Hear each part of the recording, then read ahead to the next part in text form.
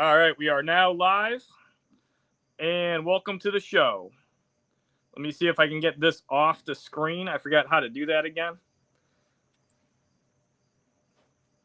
All right.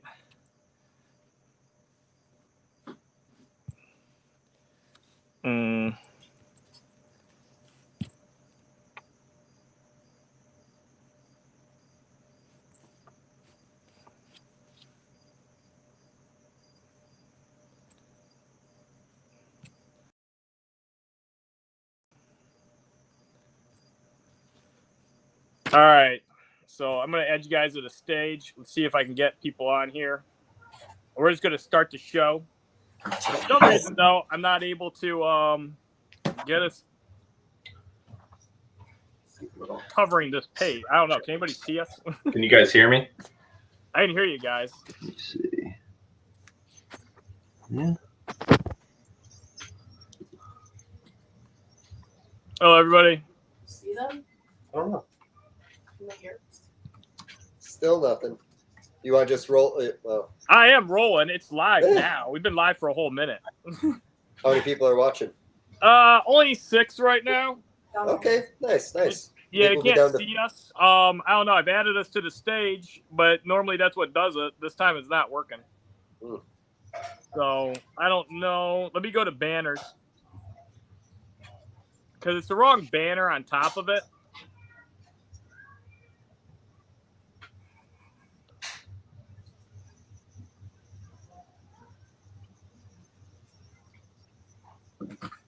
Should we just be rocking dead air right now, or should we talk? Maybe we can start talking. I mean, I talk about U.S. Arc and then Tinley coming up, but You can start doing that. we can start doing that. I mean, it's kind of, if you want to start talking, go ahead. I was like, well, for today we got John Rice, we have Joe from Tortuga, and Kovach Reptiles, Dave, of course, and we're going to be talking about hognose snakes. Joe's a hognose breeder as well. Everybody knows John Rice of Fathom Hogs. We got co-host Dave. Big shout out to U.S. Arc, and Tinley's going to be coming up. Everybody always remember to support U.S. Arc. They fight for our rights to own the reptiles and amphibians, and this also affects other species and animals, we like to keep. And right now, we're going to start talking as I try to figure out what the hell is going wrong with this, because people can't see us right now. John, can you hear us? There it goes. All right. Seems like we're good. Can you hear? Yeah, can you hear me? Yeah, I can hear you. Yeah, so everybody's here. Okay. The only thing is we can't get anybody up on the thing yet. I'm going to mess with MJ and ask him if he knows what the hell's going on.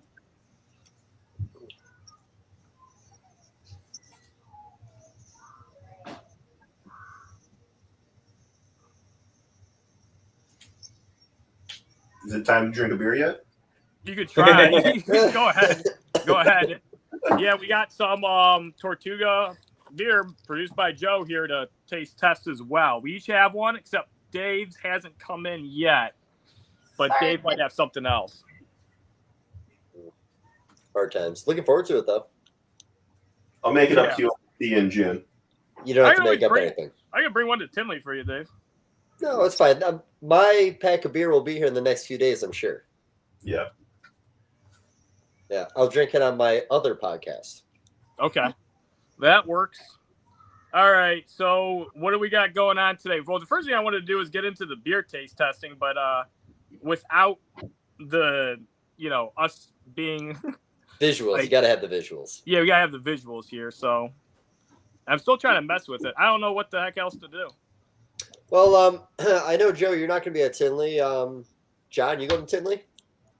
No, it's my daughter's birthday on Saturday, so I will be missing Tinley. I am probably sending AJ up, my employee, to go up and hang out for the weekend. So he'll be having fun. I'll be having fun as well, but just at a birthday party with like 20 little kids running around. So No, that's good.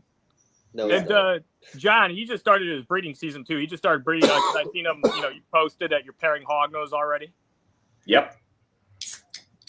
Yep. So he's excited with that. He he's got a couple really cool breedings going on, and it'll be fun to see the products of those. But you know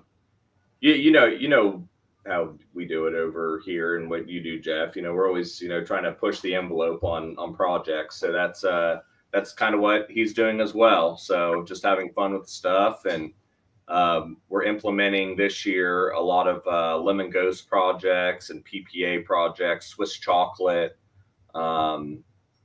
just a lot of that stuff to stay moving forward, and a lot of the stuff that we have in our collections to just make more combos and see what this stuff does. Two of my favorite color mutations, Arctic and Lemon Ghost. I like Super Arctic's probably one of my favorites of all time. So thank you, Jeff, for bringing those to the scene. And I just love what Lemon Ghost is doing now too, and I just want to implement that in so many more projects. Like I'm really working with Mai Tai Lemon Ghost stuff. I mean, a little bit of everything. I'm working on that. Here we go. Hey, I just had to change it to demo scene. It was in the scene section. I never been to that one before, so I started clicking on that. So we're there now. Oh, look at Dave right there. You got the Tortuga Brewing Company. So what one we trying first? So the Mexican lager. One of these is your wife's favorites, right? Which one is this? Seymour Colt. That's the one I just grabbed right here. So I'll go ahead and crack that one first. My daughter was nice enough to get me a nice bowl here with some ice. Got them sitting on ice. Oh, I'll cool. be able to Stylish. Yeah, I'm trying. I only grabbed one. I grabbed the Isabel White Ale. I have the Isabel White. There you go. Nice Belgian wit brewed with organic chamomile flowers. Yeah, I tried the one, the Crystal Bay. So I've had that one. That's the first one I had because it sounded like Crystal's name, so I had to try that one first. That's adorable. All right. Now I'm not a big beer guy, but it tastes like beer. But I will say it's way less offensive than the majority of beers I drink. So that's pretty good for a non-beer enjoyer. And the thing is, Joe does have a lot of beers I do like. This one's actually pretty okay. I can see people. It kind of tastes like kombucha to me a little bit. But I'm also somebody that shouldn't even probably be reviewing beer. I don't know. Joe's face says you're nailing it. Killing it. You described it better than I ever could. All right. So John says he's got a lot of LG projects going this year. Doing something combining that. I like Polygenics introduced into projects. Joe, you had some LG stuff. You had some nice LG Woma stuff hatching out this season. I've seen you put some up on Morph Market too. Yep, I snuck some up there last week, and I've got some more stuff coming. I'm going to post up some Womas. It's really hard for me to part with any of them, but they're coming. That's the one problem with the polygenic stuff. You end up with a lot of holdbacks because you see the color development, and then you're like, wow, this one's really pretty. And then since there's more, I feel like, of an art to it, because you're selectively line breeding for certain stuff, it's just not like, okay, you hit your mutation and you're going to work for this project. You have all these different, expressions and these cool nuances to each one. And so you end up wanting to keep a lot of them, and that's how you end up with a very big hognose collection. So that's a good thing with polygenics. It actually prompts you to keep more stuff because they're a lot of fun to work with. Yeah. Yeah, I agree with that, Jeff. It's same thing. We've talked about it recently on and off, just me and you touching base with each other. But those red Mai Tais that I'm producing as well, it's a lot of polygenics that are floating around and playing in that. So it's like you said, just watching those develop, especially with some of these traits, Lemon Ghost in particular. A lot of them look like crap when they first hatch, versus what they look after year one, and it's just stunning. And some of those ones that you let go and you put in other people's hands and you watch them develop, you kind of regret it later sometimes, especially when they get them early. That happens with polygenic stuff. That definitely, if you sell enough of it, it's for sure going to happen to you. Where you sold one and you're like, oh shit. Especially when you're selling them as babies. But yeah, the red Mai Tai stuff, they're really cool.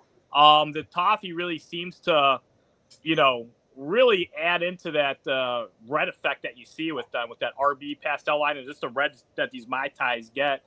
Because your Mai Tai stuff came from, originally from Dan, like mine, and he had originally used those vanilla cherry toffees, which are considered the RB pastel ones. And I'm not sure if he used like red line sable stuff also, but it seemed like it was mostly that vanilla cherry stuff. And so then he was like kind of passively line breeding as he's breeding them back to hit these Mai Tais. And then, we got some, independently. You got yours from him, and I got ones from him too. And you get these nice reddish ones, and now we're breeding them back. We're just reselectively line breeding them, and then you're getting these red ones. Like, oh, I want to hang on to these, and yeah, they're getting pretty damn red. And like you said, they get way more colorful with age. They end up being really, really crazy as like subadults and adults. Well, what's interesting as well, Jeff, is one of the toffees that I used, because I'm sure you remember this snake that I got. I got that sable conda a long time ago. I actually sent it up to your house to breed with some of your stuff, and he ended up being het for toffee, and he was paw set before. But to start the project as well, going down that line, I used one of your Arctic toffees that I got from you. I mean, I don't even know which generation, or it had to have been some of the first Arctic toffees that you were making. Because I still have her. She's enormous, and but I used that one to actually, and it had. I mean, I don't know if the Arctic washed out a lot of the RBE that could potentially have been in there, because that's where you got all your toffees from as well, ages ago, wasn't it? From I got from Stefan and Ramo. Actually, Dan that got Dan got the toffees from me that I got from Stefan and Ramo to breed into his sable stuff. Because the original first sable stuff I picked up from Dan, I bought some and then did partial trades, and I sent him 2 toffee condas, and he also got some toffees from those guys originally. But I asked Dan about it, and I could have sworn, I was like, well, you got really nice red RB toffee stuff right from Ramo and the guys from RBE. Right. I know he did a trade with them, and Dan's like, well, actually, I mainly used the toffees I got from you, meaning me. I think he's mistaken. I mean, here's the thing. Either way, it's the same damn thing. It's you just got toffee bellies from me that came from them 1 generation later, or they came from them directly. Either way, and they had a bunch of pretty toffee stuff, but it seems like that RB lineage runs pretty linear within toffees, because everybody else that gets toffees independently and selectively line bred them, a lot of them end up with pretty red stuff. AML has some extremely red toffees. Like some of them as adults look like really nice super kind of red albinos, other than like eye pigment and belly pigment. If you look at them from afar, you'd think is a really dark red albino. So yeah, they all kind of course, started from RB lineage, that RB Enterprise. And we're still seeing some pretty cool effects, now. And that Arctic toffee, that was just like, those are the first generation ones I was making. Yeah. Yeah, she's a cool animal, man. I know when I had originally bred that, I produced the Mai Tais first off that, but I had she had her first clutch that hadn't hatched yet, and I already knew I was anticipating, and that's when that first Arctic Conda toffee het sable came out, and I still have him as well, but it was just exciting knowing that the potential was there in that clutch after finding out that male was in fact 100% het toffee belly.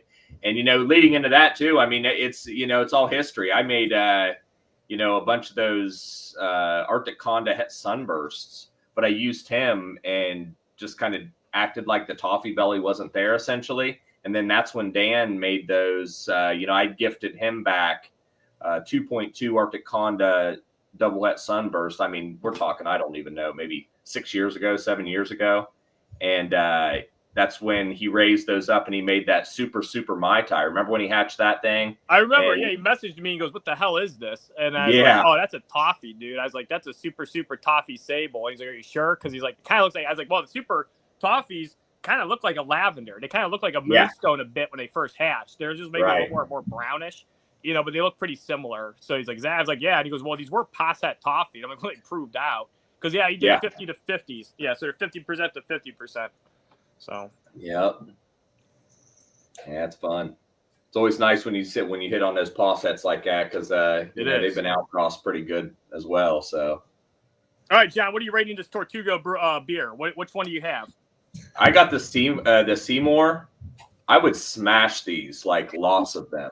I'm impressed.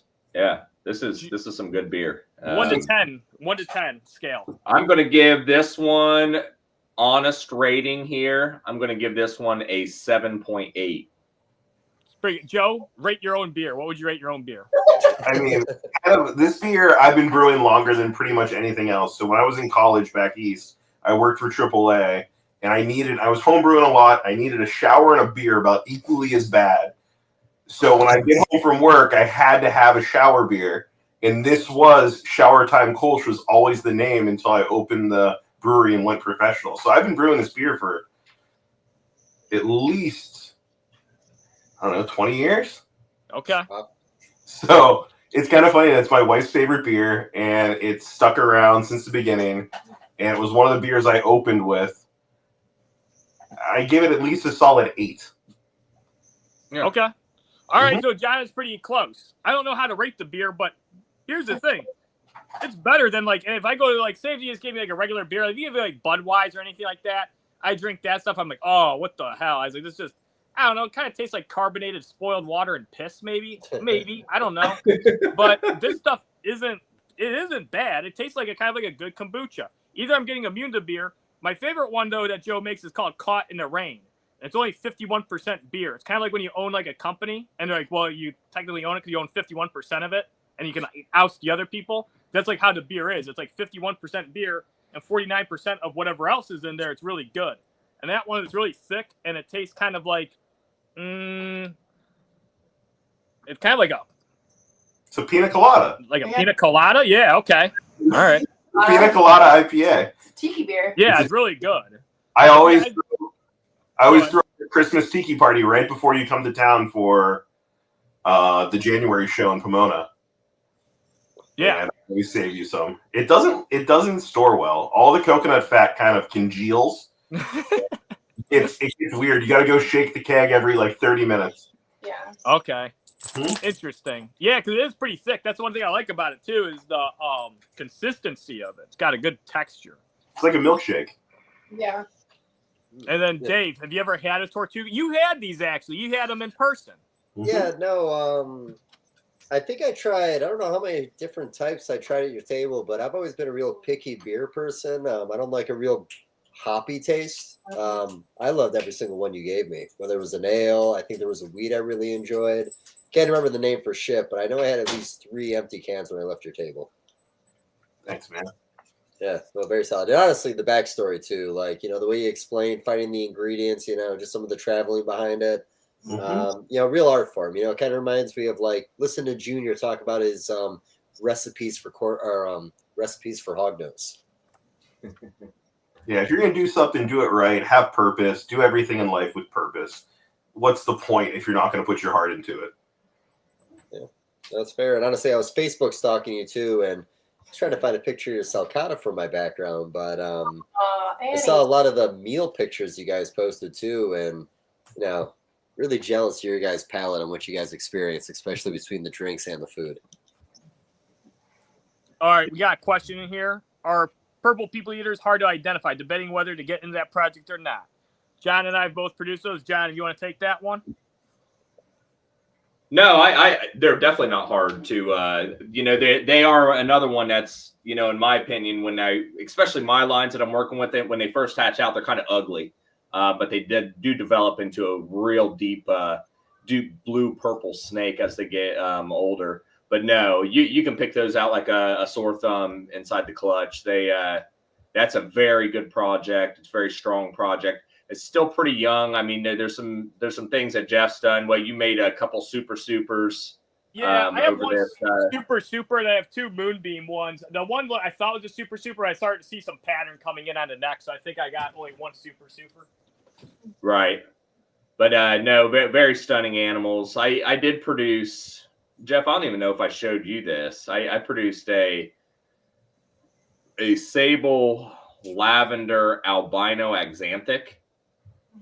It's the actual quad visual, but it's just should be like tier 1 essentially, but it's pretty cool. What did that look like? Yeah, definitely is. Oh, it is. It's a white snake. Just a white snake. It has a lot of you can see like some pigments trying to scream through to it, but it came out with one very small kink right above the vent. So it's just going to be a pet snake for somebody. All right, so it's you say it's an axanthic albino sable lavender. Correct. How can you tell it's lavender though? Because the snowbursts are pretty much like pure translucent white. So if there's lavender there, it's gonna be hard to tell. Hey, I'll send you a picture of it. You'll see it. Okay, I'll check it out. Yeah. When you see it, you'll be like, yeah. Based on your description, I'm thinking it might just be a lavender. No, because it'd have to. Okay, it probably. Let me see it. I'll be interested to see it, but it's gonna be tough to tell apart because snowbursts, man, they're like either straight translucent, all white, or sometimes they have these like subtle pink saddles. Mm-hmm. No saddle. So, John and Joe, you could have a response on this too. Me and Junior have talked about it, but with RGI talking about moving into some colubrids, and I think Hognose is number one on their list. When you guys are talking about trying to ID these animals and arguing over a white snake, you guys embrace the idea of bringing that shed testing into that community? I think I do. I think it's I think it's good. It's a double-edged sword for sure. So it can really fast forward a project, especially if you just want to use hets to initially get into a project. But no, I think it would be good, especially for identifying, like in that example right there, what all is in a snake. It could be good as well. Like I didn't know that albino was in that line of animals until I bred them. So I actually the great grandparent was head albino, and it ended up passing all the way down. So when I did actually breed those animals together, I ended up finding albino, which sucked because I didn't want to have albino in that line. But if there's something like that, you could at least know. And that way, I do very detailed keeping in Excel to know exactly what snakes go to what snakes and the results from there. So I'm able to identify which ones are het and which ones are not het. So that's good. But with someone that is maybe multi-pairing animals, I think it could get a little bit tough on them, especially if they want to eliminate a gene like that in a certain pairing. So, but double-edged sword, like I said, it can make things very fast to get to the final result. So speed's not a problem. I mean, get in there a little faster. I mean, if you guys had 300 genes like ball pythons, it might be, it's a little different for you guys because you only have so much you can do. But right. Yeah, you'll do sillier pairings that maybe make no sense just because you can test your sheds is the way I look at it. Right. Yeah, it definitely scares people, or it's not going to scare people off as much as trying to make like multi-pass sets, because now you can. The one thing is though, there is a limitation to it, because you don't want to do all these crazy combinations and have like 300 animals or 150 animals you want to shed test. For one, Hognose don't shed that often. If you're able to preserve the sheds when they first hatch out, and if those are good enough. A lot of times those are really thin and wet, and you can have bedding on them. And then if they shed out before you get to them, they're going to be mixed up. So you'd have to separate your babies immediately, have them shed, or you got to wait for their first growth shed, which is probably going to be better. But Hognose don't shed much. You're going to have to wait like 3 months. And then if you want to test like 150, 200 of them, you're paying $60 each, which isn't like a ton, but you're going to be over $6,000, and then you have to categorize it, organize it, and put all the time and effort into it. So there's going to be certain things that's going to be very beneficial for. I really like the idea of being able to indefinitely outcross recessives. That's what I noticed right away that I didn't really see anybody talk about. And I was like, people are eventually going to get the idea. But you can now take, like, let's say, for example, let's say leucistic, for an example, or even PPA is a little weak. You can now take a het Lucy and breed it to normals. have those shed tested, find out the hets, breed those hets to something completely unrelated, shed test those, and you can actually indefinitely outcross a recessive like you would in a manner an incomplete dominant trait would be able to be outcrossed, because you can just do the shed testing to reveal that het. But yeah, there's definitely pros and cons to it. The thing is, it's going to be here, so you can either just get with it, or you could just not. Yeah.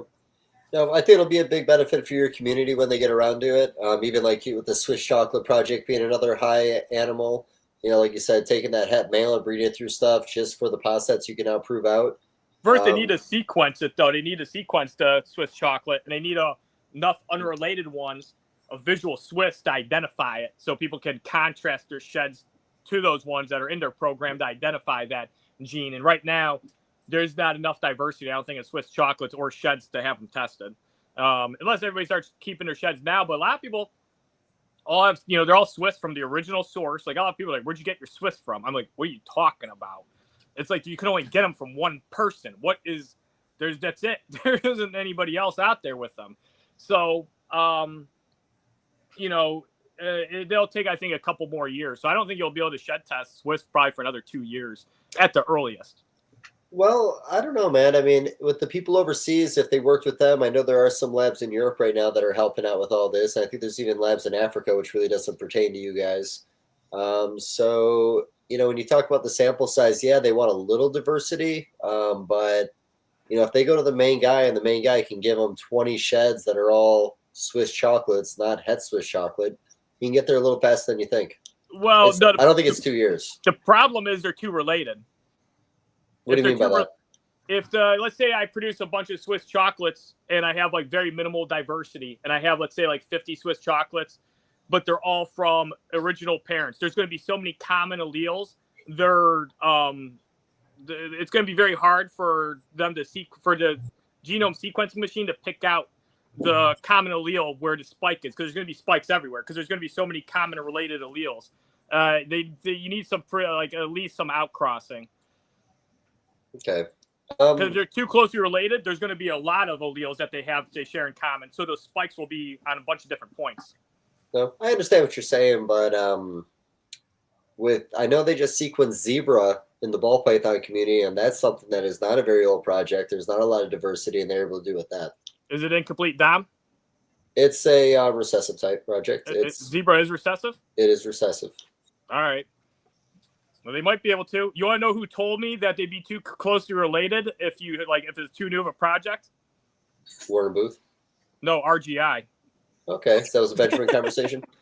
Well, so I'd be curious. See. Yeah. But, I mean, with your guys' community, too, like where you're talking it's going to take 2 years to sequence, I don't imagine the work's going to get put into a T-negative albino line or the Xanthics or things like that. You guys will probably start out with the higher-end combos and work your way down, because people making het albino or double het sunburst are not going to spend the money on the shed test.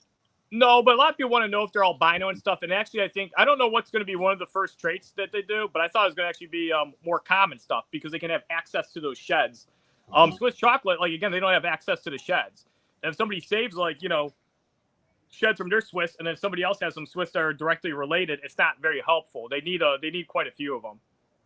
Okay. Also, from a standpoint, they need to have people that want to get the shed test. More people have Xanthics and albinos and lavenders and sables that are going to be sending stuff in that's posset, where there's only a handful of people that have Swiss chocolates, and the one who bought them, they know what they have for the most part at this point. Yeah, exactly. Well, I get that. I just, if you guys do, again, start out with the lower end mutations, and, a moment ago, Junior, you were saying the cost per clutch it would cost you to do this. Yeah, if you start with the lower end mutations, that community, it's not going to catch on very fast, because, again, I don't see people testing a shed to find out it's worth $20 more than it was before they spent $60. Yeah, I agree with that. But there's the one, I think, where it's going to do a panel of recessives. So it's like $60 or $80, and you can do 3 recessives. But, there isn't – I get what you're saying, because it's not the same with the ball python community, where there's all these different, sometimes ambiguous traits, and then also a lot of recessives. And there's also – they have smaller clutches and, longer times to raise them up and breed them. And with hognose snakes, there's definitely I'd say more record keeping among most of the breeders. And, you know, we get these pops. Like I've had some albino stuff pop up in my stuff, just like John did. And that's happened like, you know, 2 times now. And they were animals I bought from somebody that originally had no mention of any albino in this crap at all. And then, like, you know, years down the road, like down the line, I'm breeding them, I'm finding there's albinos. But, you know, RGI, I think, I don't know, you know, you have to ask them directly. But from what I understood, they were collecting more, you know, common sheds just because there is accessibility towards it. And they want to, like, do things like albino, axanthic, and lavender. Say, well, it makes sense. Like Joe's saying, there's more demand for that, too, because they're asking people, like, what do you want us to do? And then they're also taking feedback. You know, there's probably like one person probably said Swiss chocolate, like 3 people, and they might not even have one. They just might want to buy hets and pos hets, or like hets so they can make their own pos hets and then identify them through the shed testing. Yeah, that's fair. Have the 2 of us done a podcast with Benjamin before? No, I've talked to Ben in real life. Now Joe, he's done a podcast with Ben, and Joe has talked to Ben from RGI and RGI guys on multiple occasions. And I know you've had a few times too, Dave, but yeah, actually Joe has a lot of communication with RGI. Yeah. I hosted a happy hour at the brewery back for the last one of the Pomona shows in June last year. Yeah, I through my good friend Randy Foster at Dark Cloud. He's really close with Benson, and I've been able to. We had a barbecue one day, and we've talked a lot and became really good friends, and we stay in touch. Oh, that's cool. I like that. Well, like I said, best of luck. You guys will enjoy it when you have it if you know how to use it properly. But, you know, again, the communication, the ball pythons are, some people think that it's actually going to hurt the community or hurt it because it makes everything move a lot faster, like you guys are saying. It does. But right now the ball python guys are trying to figure out what they're going to do. And it is all triple and quad recessive now, it seems, as a base. So it's actually kind of coming around at a perfect time for that community. Now, to piggyback off what you were saying as well, Dave, you know, going in with the lower stuff, you know, a lot of the things that I'm seeing, you know, speaking on Swiss chocolate in particular, a lot of them are coming in as we're getting some lag here, it seems like. A lot of them are coming in as pos het toffees. So just being able to understand if your Swiss chocolates are het toffee or not het toffee could be advantageous as well. Yeah, there's a lot of Swiss stuff that's pos het albino and pos het toffee. Albino and toffee's running around everywhere with Swiss. Some of my first Swiss proved out to be het albino, and I don't have any that were het toffee from that original project. But then I found 2 more later on down the line that ended up being het albino, and then I have some additional outcrossed ones, and they're pos het toffee, pos het albino. So that's one good. That's the thing, Dave. Like, yeah, like even though the cheap, you know, morphs or the lower end morphs, we kind of want to just know what we have. So actually, I'll be paying for some of those tests to identify, hey, does this have toffee or albino in it? And that's a good thing where you can do a full panel, or you can do like albino, toffee, and axanthic, because those are 3 recessives that are kind of intermixed a lot. Albino being the number one, that one's in like everything, and then toffee and all axanthic aren't as like mixed around out there, but there are certain lines, you know, that have them. Like, you know, somebody actually got a lavender. It says originally from me, an Arctic lavender. It proved out to be het axanthic, which is insane because I've never produced an axanthic out of any of my lavender stuff, or even bred axanthic really into any of them until like maybe like 3-4 years ago. So you're spending the money not to make the animal worth more, but to find out if there's bullshit genes in there you don't want to work with. Yes, yeah, or ones I want, both. That's fair. And that's just from him outcrossing and trying to make hormones and do all this stuff. I would say that. It's bouncing around. Yeah, he's just outcrossing stuff, and then just like, I don't know, since like a pos het, you know, there's certain people like, oh, well, it's a low chance pos het, so I'm just not going to mention it.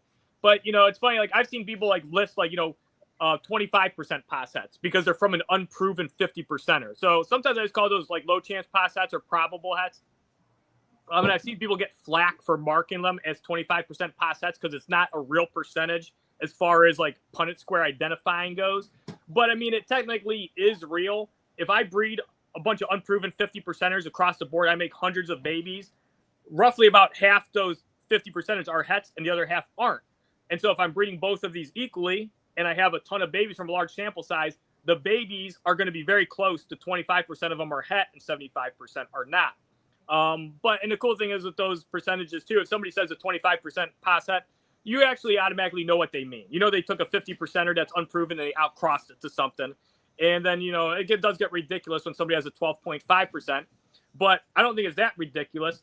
For some reason, I hit on all these fucking het albinos that are like 12.5% het albino. So like people are like, oh, with my luck, I hit these albinos like all the time. I'm always hitting albino. It's like you can't get away from the, you know, the thing.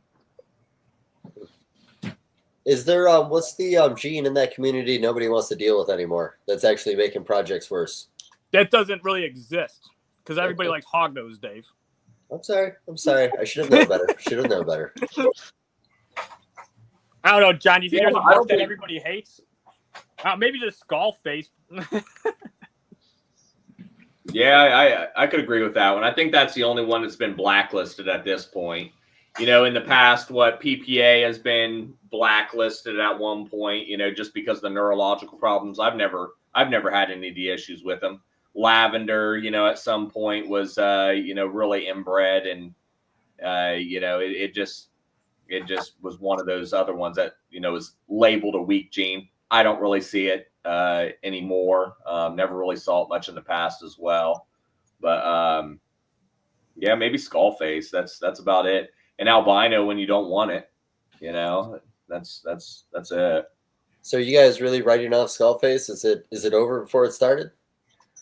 Well, I got a lot of information on it. I produced quite a few of them because my females that bred, a lot of them double clutched.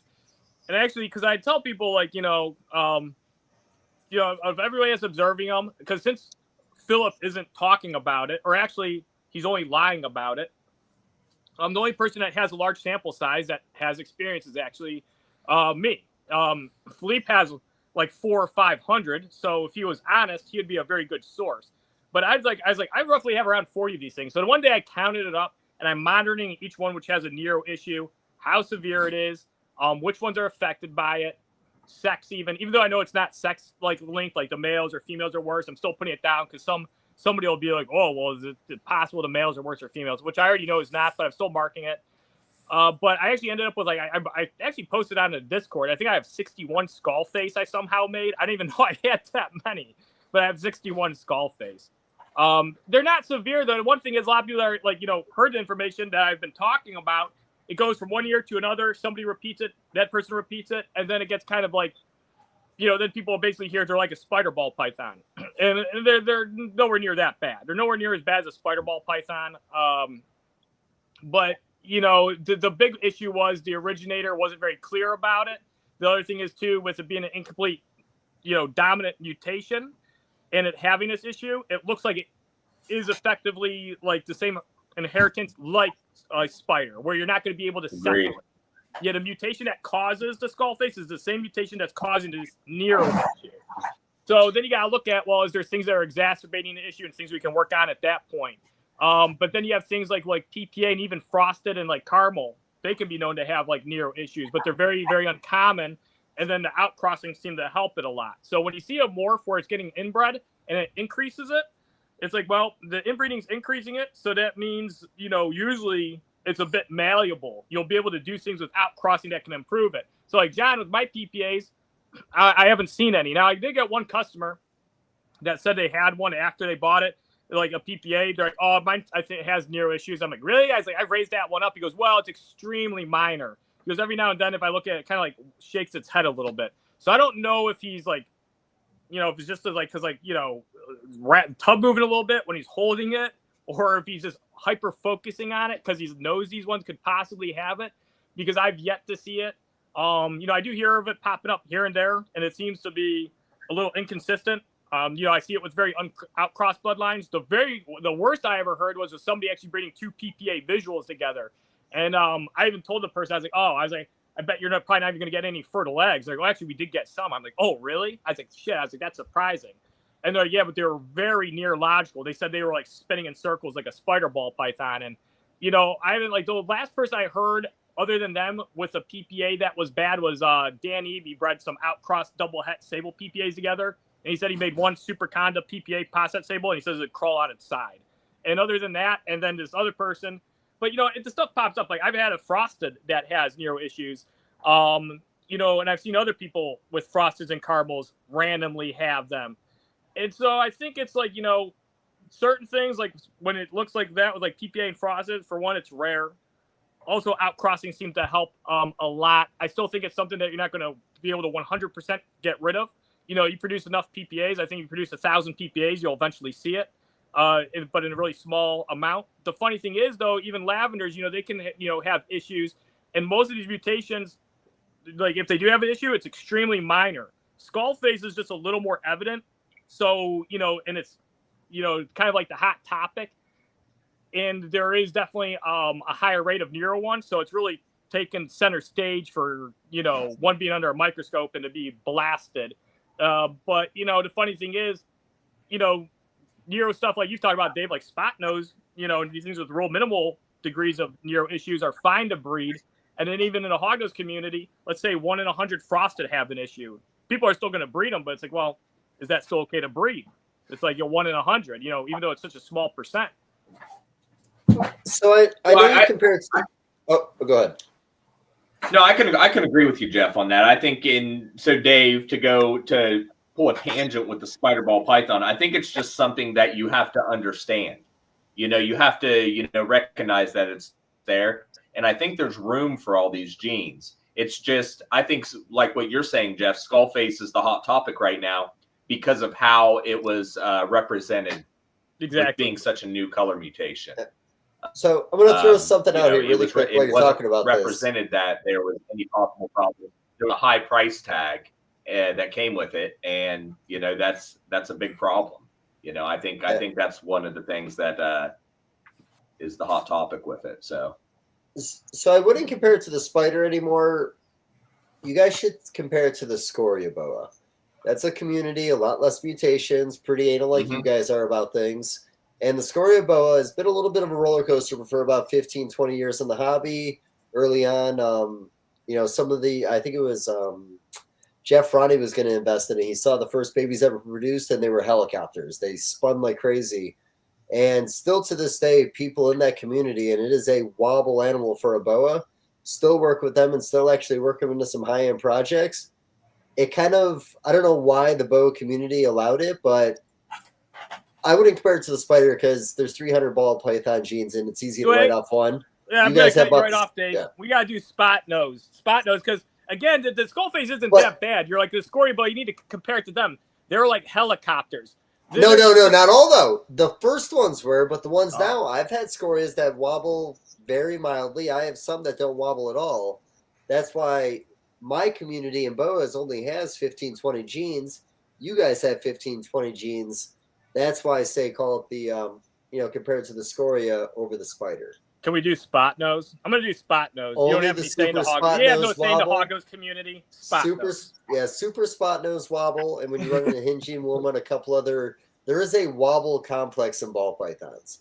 It's like chocolate, blackhead spider, spot nose, and there's like 4 or 5 other animals on there. When you put them together, you're going to get something a little neurological. Not always. So you said the super spot nose has a decent wobble to it? The Powerball is the super spot nose.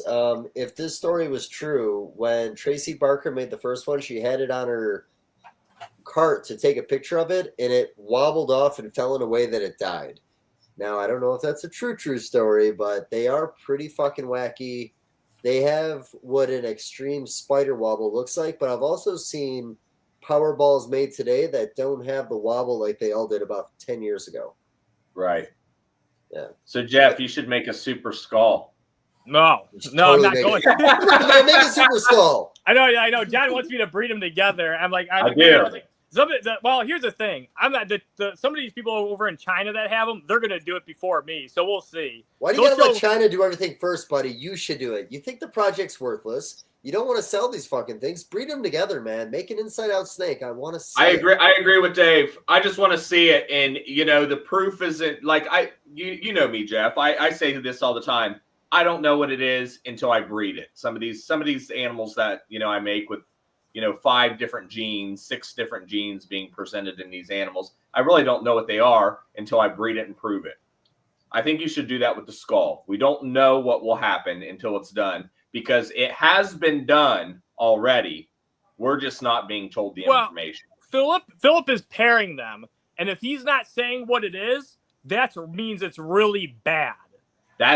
Exactly. I think he's already done it. Oh, I know he's done it. I think it's either a lethal or it's extremely deformed. Because if it looked cool, let's say if it looked really cool, but it was like insanely Nero. If it looked even slightly okay, like as far as anatomical appearances, he would take the photo and just hide that it's all messed up and like wobbles or like flips around. He would just like cup it and take a picture and be like, look what the Skullface made. He won't even do that. So that means the super Skullface, I think it probably has like insanely huge eyes because sometimes Skullface do have bigger eyes. So I think it's going to really affect the characteristic or the anatomical characteristics. I think it's going to be deformed. It'll probably be mostly white. It might even be pied-ish looking, but it's probably going to be dead in the egg. And if it is alive, it's going to be insanely messed up. So how soon can you do this? I could do it in probably a year and a half. A year and a half? That's yeah. You just said I had multiple females breeding. I got all these fucking babies. They're my quarantine. They're my quarantine section, though. Those are my original females. Those are my quarantine section. I don't really intermingle them. If I take anything from my clean section, I could take a Skullface male from my clean section and send it out there to breed. But I don't know. Joe, what do you think? Joe and Tori, what's your take on me breeding Skullface to Skullface? Just to get they're just trying to get me canceled. Afterwards, Dave and John were like, "Oh, I never said to do that. That's not a good idea." Dude, hey, do it and then feed them to your beaded lizards, bro. Fuck it. You know? They do like reptile eggs. Yeah.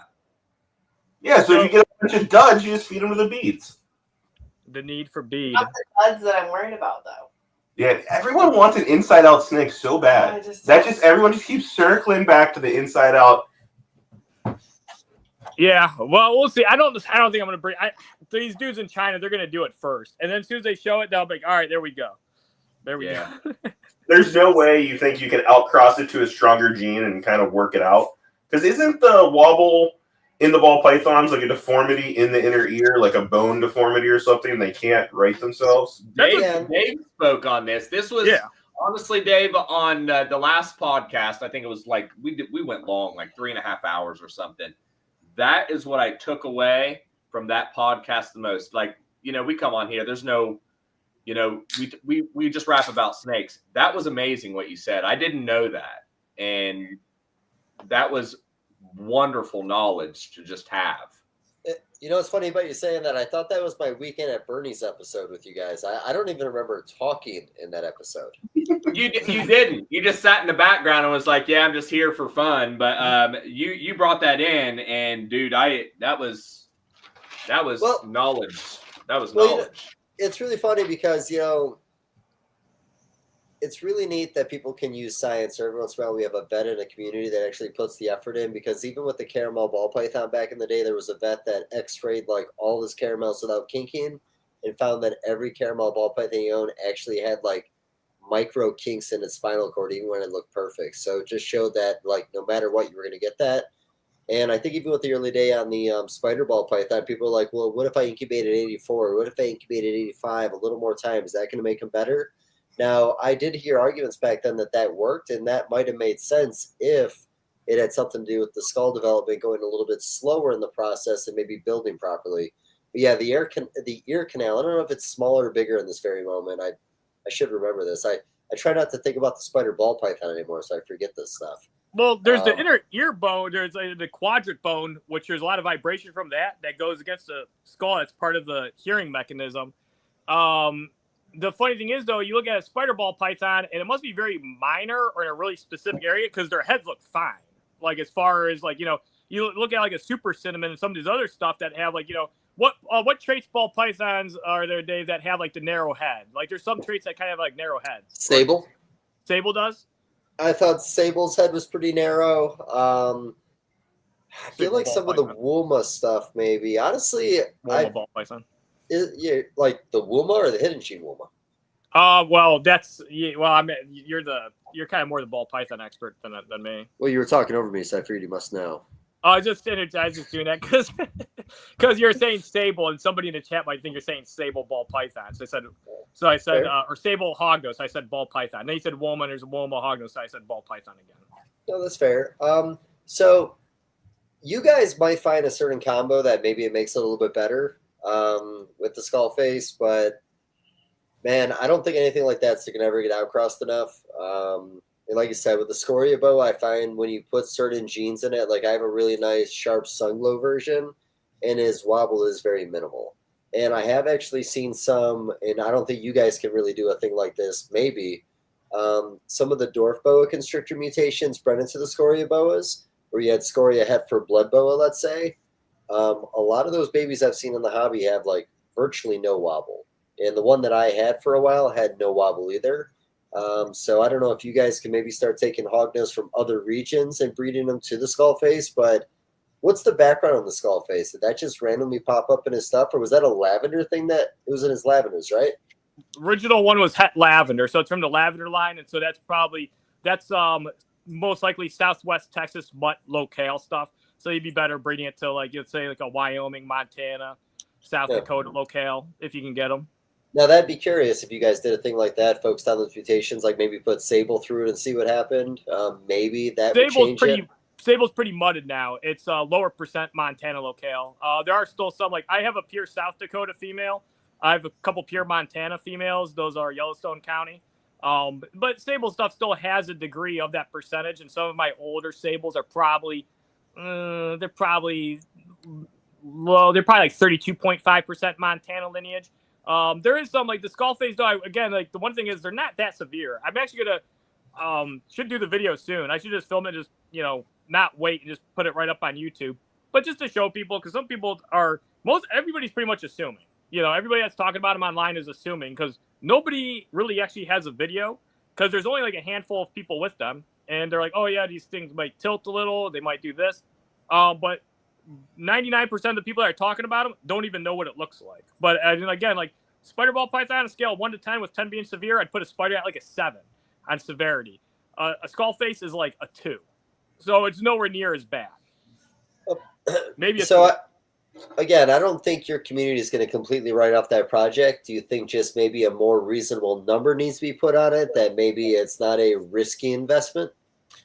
People just need to talk about it, and just they need to have some confidence if that is the direction it's going to go in, where it's bred, and if there are certain traits that exacerbate those issues, then that needs to be talked about. So everybody's holding off until there's that information. That's why I'm keeping all the data on like the 60 babies and then the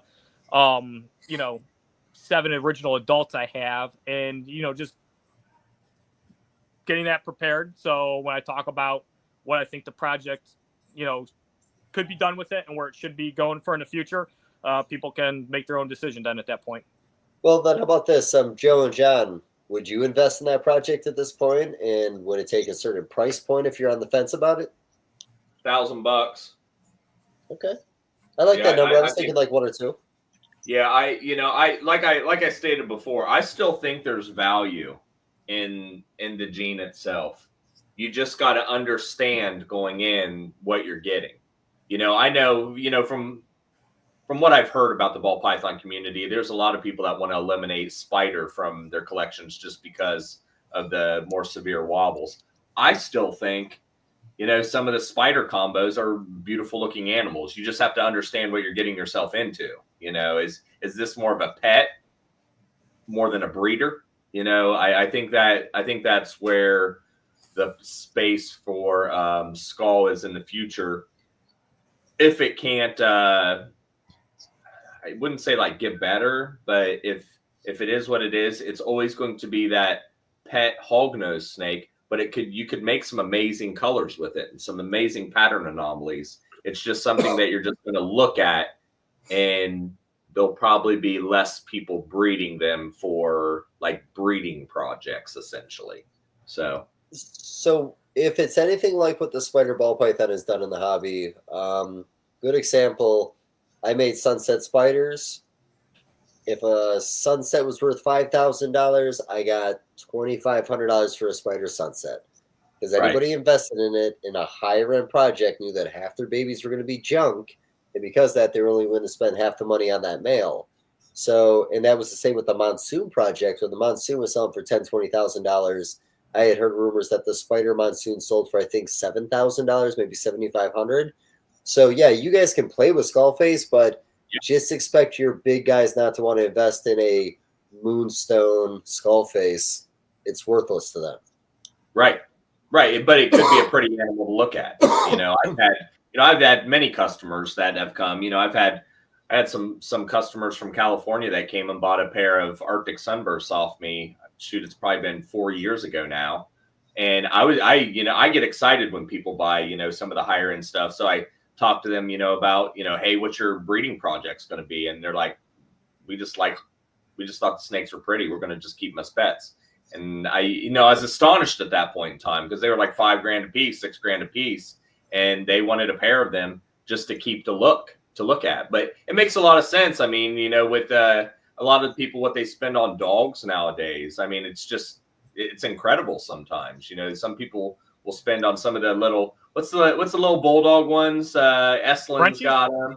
Yeah, the French bulldogs. Yeah. Incredible amounts of money.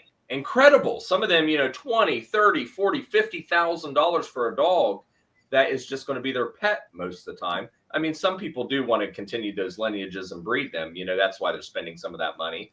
But, these two individuals that bought, some of my first Arctic Sunbursts that I made just wanted to keep them in some cool cages and look at them. And I thought I appreciated that more than anything. That stuck with me. So I had a guy last year buying his 13-year-old daughter was messaging me about a Moonstone because his daughter wanted a purple snake. She wanted a $2,000 snake as a 13th birthday present. Mm-hmm. Yeah. It's LA. It's crazy. Sometimes it just happens. Personally, I want certain powerhouse animals to go to people to breed them, to make more of them, to eventually make it more accessible for people. But a little selfish part of me is pretty happy when somebody buys a really high-end animal as a present or as a pet, and they're not going to breed it because that's just less people producing them. Yep. Yeah, no, it's incredible, but some people just, that's what they want. Mm-hmm. So to go back, that it could be like that with the Skullface, just it'll have that that stigma that follows it, just kind of like what Dave was saying with his spider sunsets and the monsoons and things like that. They're just never going to command the value. The gene itself will take away from the value of the combo. So I produced some I had an Inferno Freeway male and I produced some Hidden Gene Woma stuff, and every single person that's messaged me on Morph Market about it, does it have a wobble? Does it have a wobble? Does it have a wobble? Well, have you noticed the wobble warning on your ad? Yeah, that also doesn't help. I think the Champagnes, the Hidden Gene Womas, but oddly enough, the spot nose mutations on that website do not have the wobble warning. There's a wobble warning? Yeah. Which none of them had any wobble at all. Even the Hidden Gene Freeway or Hidden Gene Woma Freeway produced nothing. Yeah. It's not always the case. And, I've made some really nice Hidden Gene Woma spot nose combos, and I've got really bad wobble on them. It's just, I think the spot nose thing kind of is entertaining to me. They don't put it on there. And I think they don't do it because there's just so many high-end mutations in the ball python community that revolves around the spot nose ball python. Yeah. Where would the Pompeii be without spot nose? Nowhere. Am I throwing the vibe off with all this ball python talk? We can get back to the Skullface thing. I'll talk about that this week. Hey, we always go down that. That's what's nice about having you here, Dave. Is you bring a different perspective, and I think even with the hognose snake genes that we have, we're still looking to unlock the things that you have in ball pythons, because a lot of these genes are out there. Similar genes. They might not be exact parallels, but we're still looking for the pieballs. We're still looking for, and there's rumors out there that there are some. I heard about this, but we're looking, as a community, we're always looking to unlock that new gene and find things that are parallels into the ball pythons, because ball pythons, corn snakes, the cornucopia of different colors is just out there. It's whatever you can imagine. And with hognose snakes, we're still looking. So it's it's exciting to be able to see all this new stuff that comes out. Well, and this goes for all you guys. Has there been a combination in Hognose, just maybe simply 2 genes that have done something you're like, holy shit, I can't believe it went that far with that simple of a combo? Frosted. Yeah, hey, beautiful. I was thinking that. That's the first thing that came to my mind. But the variation as well, you know, that goes completely through that. I've seen frosteds that are very like charcoal gray looking, and then all the way to like, you know, sea foam and blues and greens, you know, just everything in between. I think that was interesting. Just taking, you know, a hypo and a caramel, you know, two types of albino, T positive albino, and then mixing them together. And then you get this completely different looking snake. I think that was incredible. Probably the same thing with Jeff, you know, the first time you hatched Super Arctics. I mean, yeah, the first, yeah, you know, that'd be the most crazy one that I can in my whole lifetime. That's like a whole. That's like I can't like this is like not comprehensible. Was the first Super Arctic I made because I wasn't expecting that, of course. Until you Super Skullfaces. The Super Skullface is it's probably gonna be it's probably gonna be a big shock too because it'll be like we already know it's pretty bad because again, like Philip won't say what it is or even show it. And he's like just claims that I just never bred them together. What are the chances of it being kind of like the clown pot or the clown puzzle where people have been producing them and they just don't know? So the super looks exactly like the same. Yeah, and by the way, I don't want to be a piece of shit. I'm really happy it worked out that way because I've been saying for years not to put them together, and just so happens I got lucky enough that 2 combinations together made a nothing animal. Yeah, no, that was a really peculiar one. You know, putting those 2 genes together, I was surprised that the clown could outpower it so much. But also, when you look at the clown ball python, the clown ball python doesn't have an eye stripe, and the puzzle ball python has an expanded eye stripe. So the one thing that's that true marker on the combination that's like irrefutable is completely washed out by the clown, and then again the clown's pattern just takes over completely. But no, that was a loss, and I talked to people in the ball python community today that are still trying to find the right combination, the right codoms to add to that to make a better looking animal. My argument is, in that combination, what are you going to do with the other 9 shitty animals you make every time? Like, you're going to make a lot of bad looking clown puzzles to maybe make one where you kind of see it interacted in a way. I think that's a dead project, in my opinion. But good comparison. Sorry. I shouldn't know so much about ball pythons. Like I said, I'd rather make boa comparisons to Hognose personally. Ball pythons, I think, are like one of the best things I have knowledge on when it comes to genetics because they have the most genetic, like variations. There's the most mutations. There's the most unique unique mutations. The amount of allelic animals is insane. You know, you have a lot of good examples for learning. Like banana ball python being, sex link. Trait where and then the only way you can make females is with like the crossing over events during meiosis, which teaches you about that. The first time I ever heard about crossing over is because of banana ball pythons. And so, ball pythons offer probably the most knowledge when it comes to genetics in the reptile community by far. Yeah, that's fair. John, gonna answer that question on the bottom of the screen? I don't know what this is. I was just like racking my brain. I've produced so many weird snakes throughout the years. Some black with gold stripes. I think he's talking about Mitch's cinnamon LG that hatched out. Oh, it could be. What do we call him? I forget what he called it. It's still around. I mean, I have the one that I call the Red Dragon. I showed it. I called Jeff the night it hatched. It was like 1 o'clock in the morning. I'm like, Jeff, I think I got something weird happening here, and I think it's just like an albino cinnamon, like a patternless cinnamon. But I'll be breeding it this year.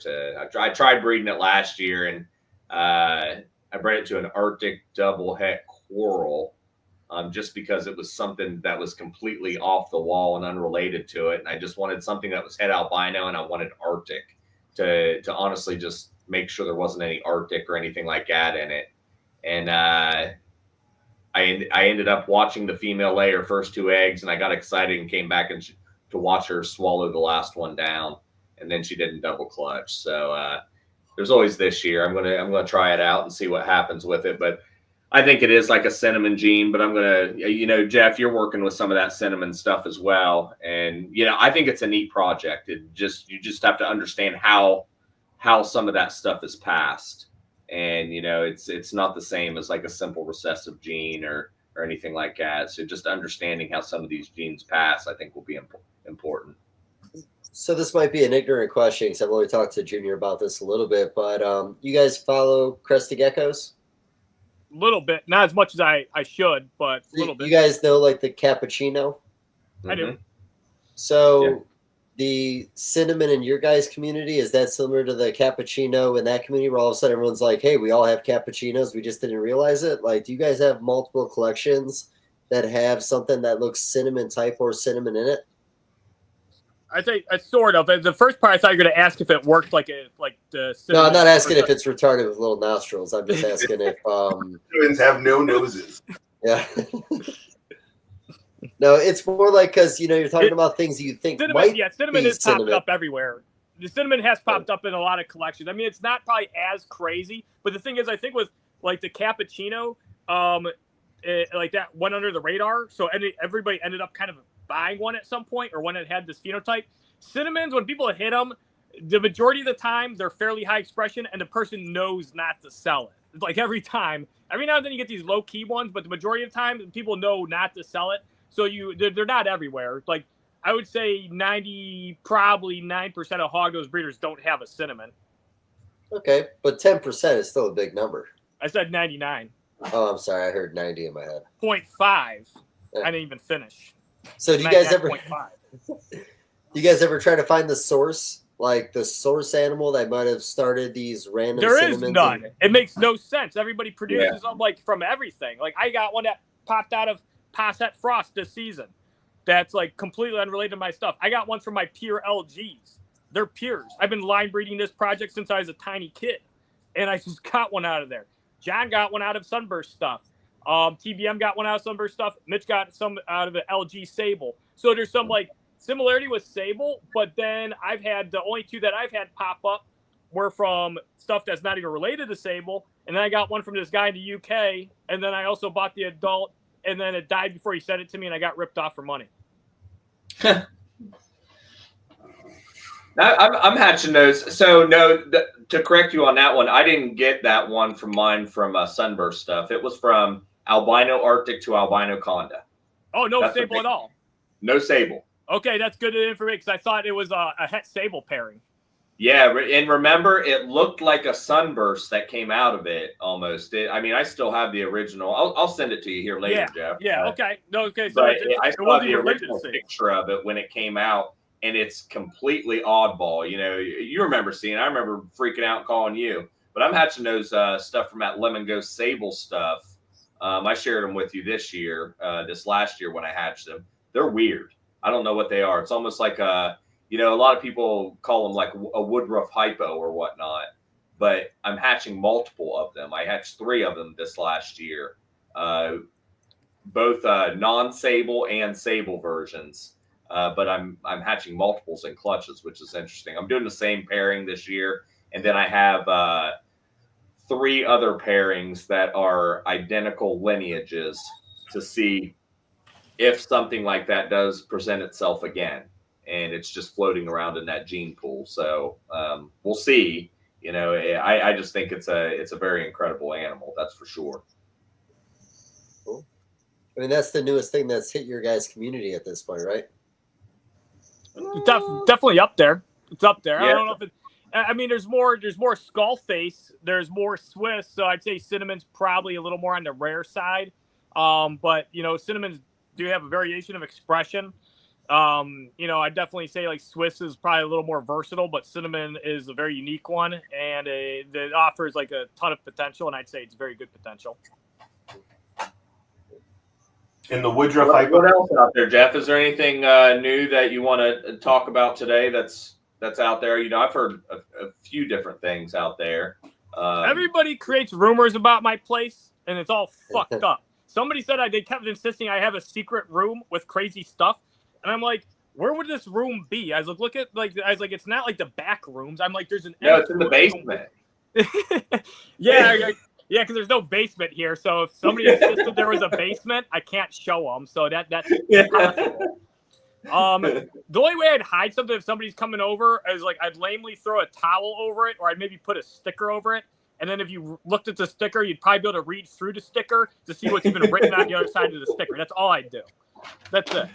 Nothing to see here. A big sign. Nothing to see here behind the curtain. Don't look here.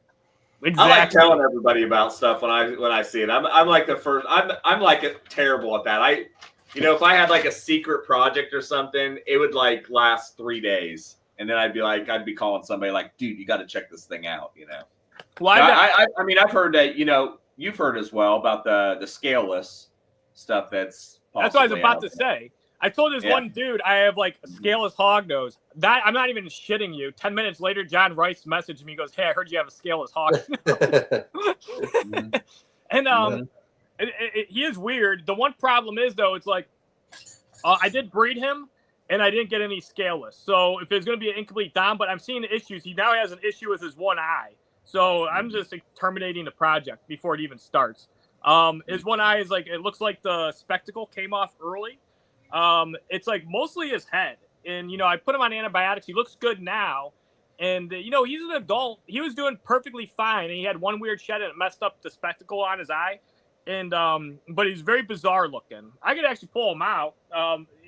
Mind you, this is the worst time to possibly show him. He looks like Harvey Dent at the time because he's missing his scales. And then his one eye is friggin', it's still like healing up from the spectacle incident. So you should breed it to a Skullface, buddy. I should breed it to it. You know what? That was like the dude that bred a lemon frost leopard gecko to an enigma leopard gecko. Oh. And I just commented tumor spinner. And this guy got roasted alive and torn apart, which he should have.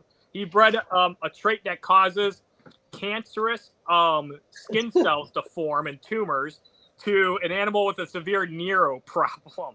So he made this. Oh, yeah. Oh, God. You couldn't even bred a word. Dave, remember Dave, we were talking about it? And I was like, it's not really funny because these are live animals. And it's like you shouldn't be producing these things when they're in this case of suffering. That's where this, of course, morals and ethics come into play. But Dave didn't know too much about he knew about the lemon frost, but I thought, oh, no, dude, they've made super lemon frost. And they have these ultra thick eyelids. So Dave's like, I got to see these. So Dave starts bringing up the pictures. And we're just laughing because it's like, why are you even breeding these things? Dude, these things don't even look like a leopard gecko anymore. They look like a deformed knobtail gecko that came out of Chernobyl. Their eyes are all huge. Their tails are long and thin. They don't even look like a leopard gecko. I'll be right back. I thought it looked like a puppet of a leopard gecko, but just not well done. And to speak on that, Dave, the ethics behind some of the things. I talked about that with, the scaleless Western hognose snakes. I was talking about that with Western hognose snakes being very fossorial anyways. They would probably be like the poorest choice for, being a scaleless animal. And then I was talking, I'm not very familiar with some of the other communities. I kind of stay in my own corner and do my thing.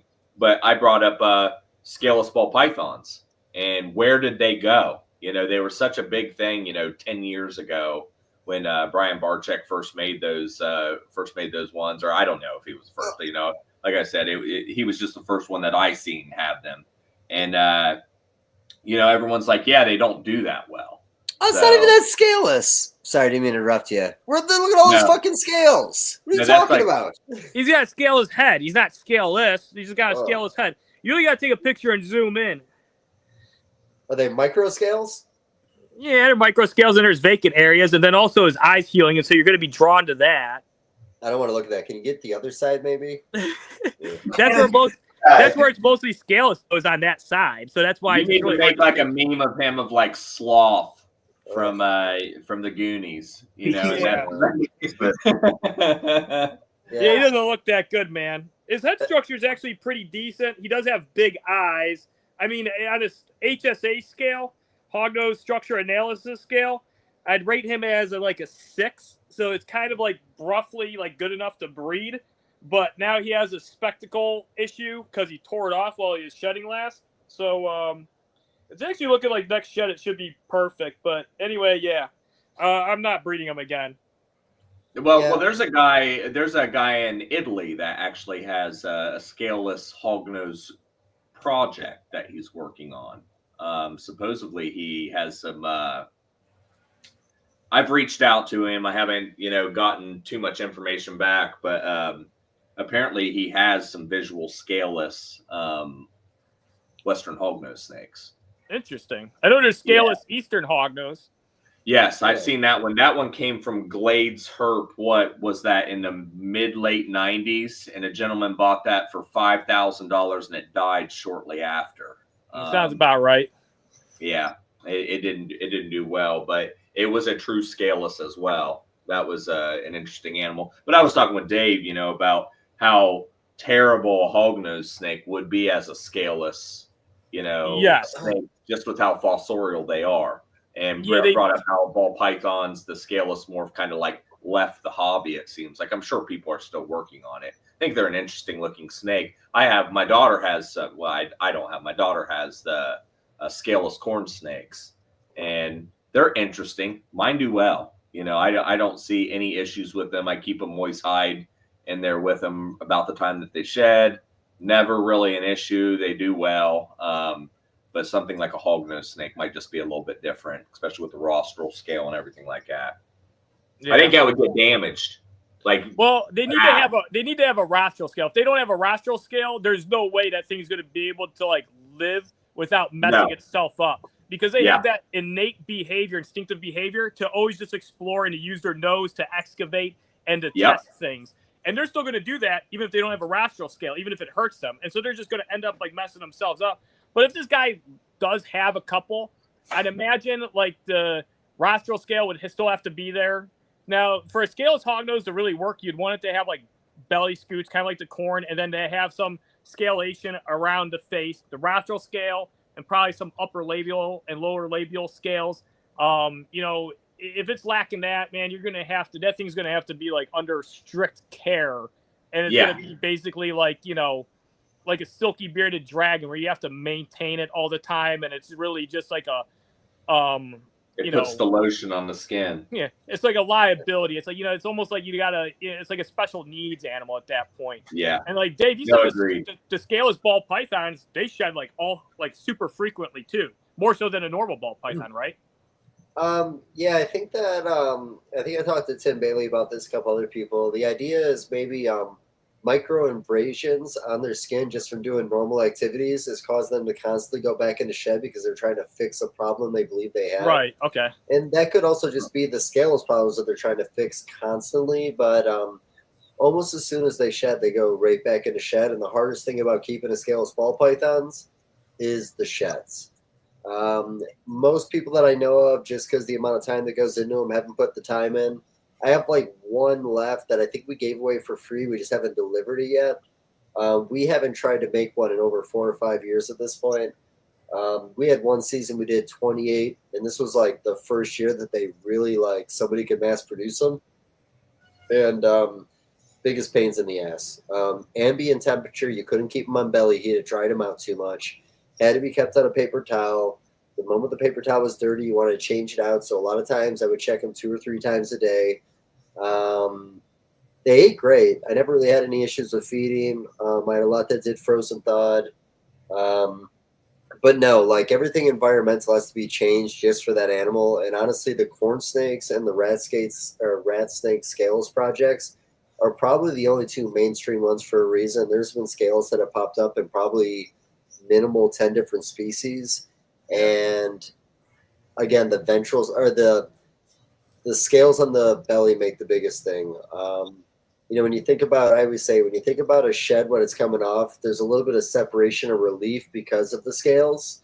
Where with the scaleless ball python not having the belly scoots, literally sometimes it would get halfway down their chest, almost to their heart, and it would stop because it would get tight. And you'd have to break it and work the rest of it the way off. So rarely did I get a good shed. Honestly, I felt like stuff was always going wrong. I mean, I think that project is gone forever, personally. And you know, June, you're all like, I'd be okay with having a scaleless hognose if it has this, if it has that, if it has the other thing. That's a lot of ass, buddy. Like, I don't know. think it's, I don't. I know. No, think it they're is. gonna It is, and that goes back to the ethics of of breeding animals like that. Like I said, my corn snakes and the rat snakes seem to do pretty well, but the ball pythons disappeared. And I didn't know why. I don't follow that community that much, and it was just interesting that it was so popular there for that much time. Like that much time in the ball python community, and then it was just gone. There were 2 or 3 scaleless ball pythons right out the gate when they were produced by Winston, and when I think they were produced by Winston, I think a guy named Matt and Mike Wilbanks made them. $40,000 a piece within 2 years. A scaleless ball python was a throwaway animal. Yeah. Wow.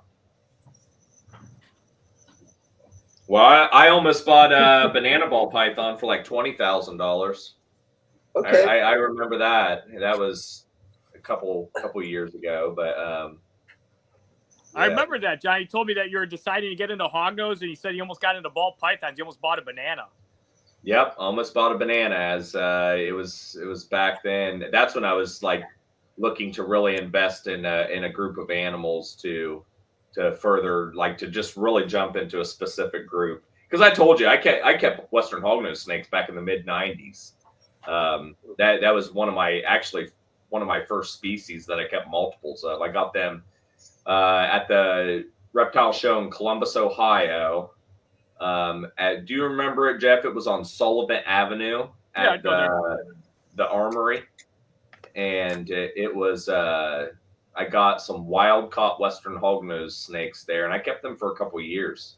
I learned a lot about Western hognose snakes at that point, and what you can and can't do with them. I was trying to keep them like a lot of my typical colubrids back then.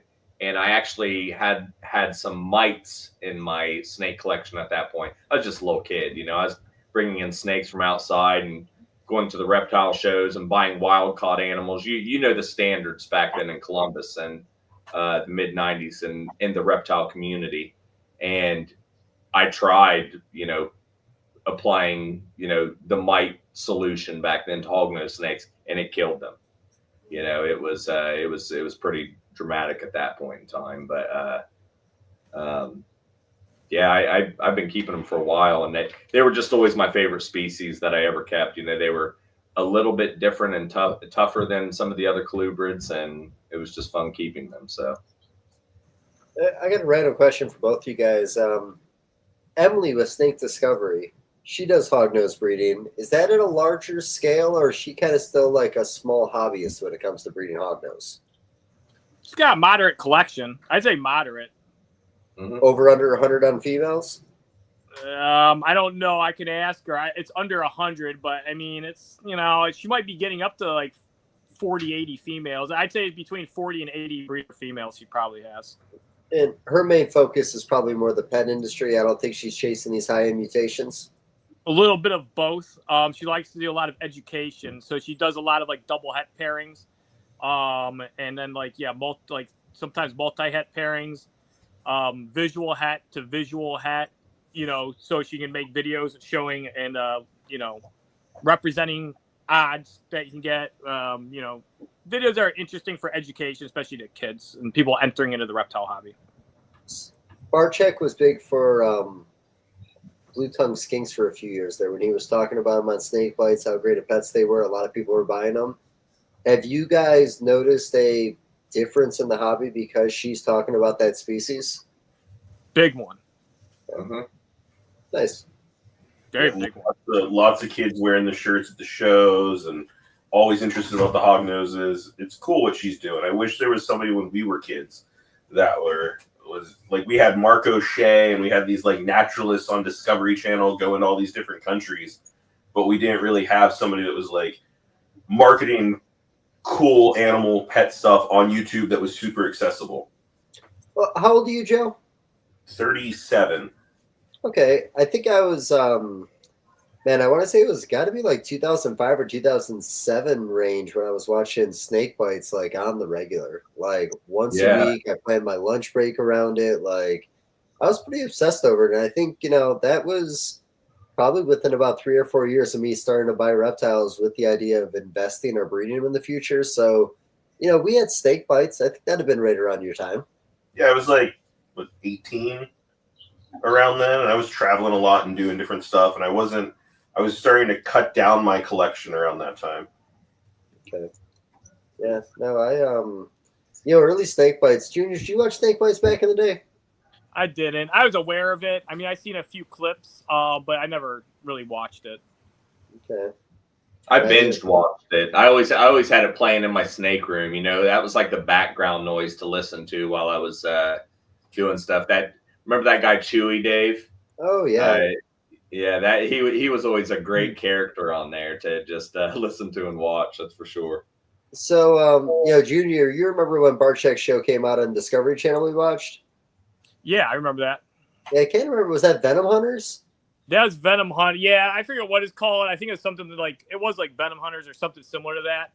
And I don't think it had like a full season. I think it was like it didn't have a second. But yeah, we watched a bit of it. Remember then it was Brian, and then there was other teams of people that were going out to find a species of snake that they wanted to like capture and then milk for the venom. It was kind of like it was kind of entertaining.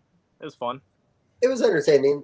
The reason I bring that up is so when they came to Brian talking about that show, they insisted that Chewy had to be on with him, and I think this was after Chewy stopped working for BHB.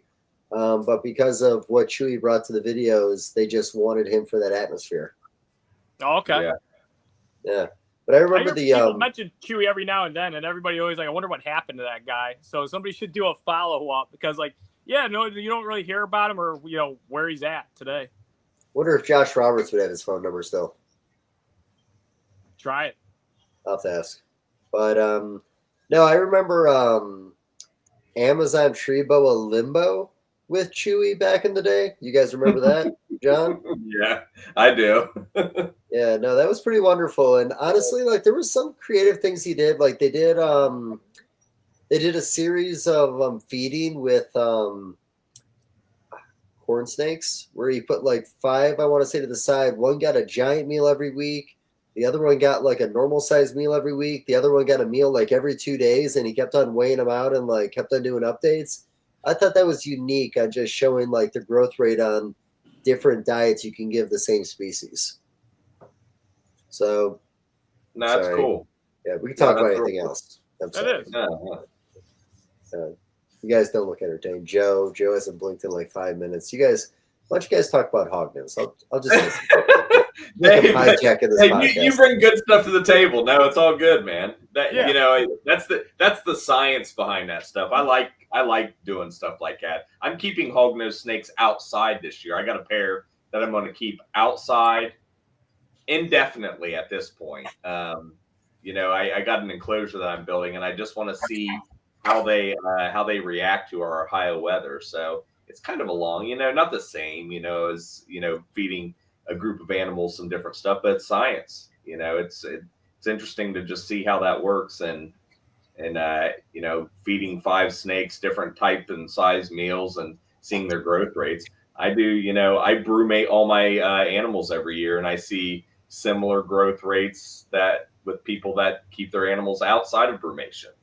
And I don't know how it works. I'm not a scientist that's like testing chemicals being released or anything like that, but there's something that's happening. And Jeff, you use it, I'm sure. I hear a lot of people talking about it. If you've got a snake that doesn't eat, sometimes a short brumation helps. So maybe there is a type of chemical that is released that just says, hey, it's time to eat. So yeah, definitely. Yeah, you're getting that metabolic drop, and then you're getting that metabolic spike. Yeah, where hognose are from, they're going through brumation, and they're getting that metabolic drop, and then followed by a big spike up, and that's going to induce an appetite behavior for their body signaling to them it's okay to eat now, and that's even going to happen during cold fronts that hit them, say maybe in like Minnesota in like May, where it's down in the 40s and 50s. They get a metabolic drop again, and they're going to get a metabolic spike. Yep. Mhm. And Joe, you're actually breeding your beaded lizards right now. Joe has beadeds. Trying. Has Gilas. Trying. Yeah, my Gilas are right next to me right here. I keep them in this big cage right here on my desk now. I just like to watch them all the time, but yeah, they're sleeping right now. Usually right about this time when the lights go out, they come out and start digging and doing all kinds of stuff, but yeah, they're probably because I have all the lights and everything else going, they probably think it's still time to sleep, so. I was super close to my first lock last week, and my male got a scratch on his neck and just started rubbing his neck on the girl's head. And I was like, good God, is he going to bleed out? And I let him go for like a minute or two. Then I pulled him because I was like, I don't know how bad this cut is. I don't want him to hurt himself. I sent Jeff the video. It was pretty gnarly. And it was the tiniest He's cut. the tiniest It little was cut. like nothing. It clotted before I even got to rinse him off. Yeah. And I put pressure on it, and it instantly stopped. And I was like, well, I missed my chance. We'll see. This weekend, I'm trying to get 10 locks on different female hognoses and trying to get a lock on the beadeds and see if I have a shot at it. Are your female hognose out of Brumation too then, Joe? You're yeah, you showed me the one pair. You're already pairing them.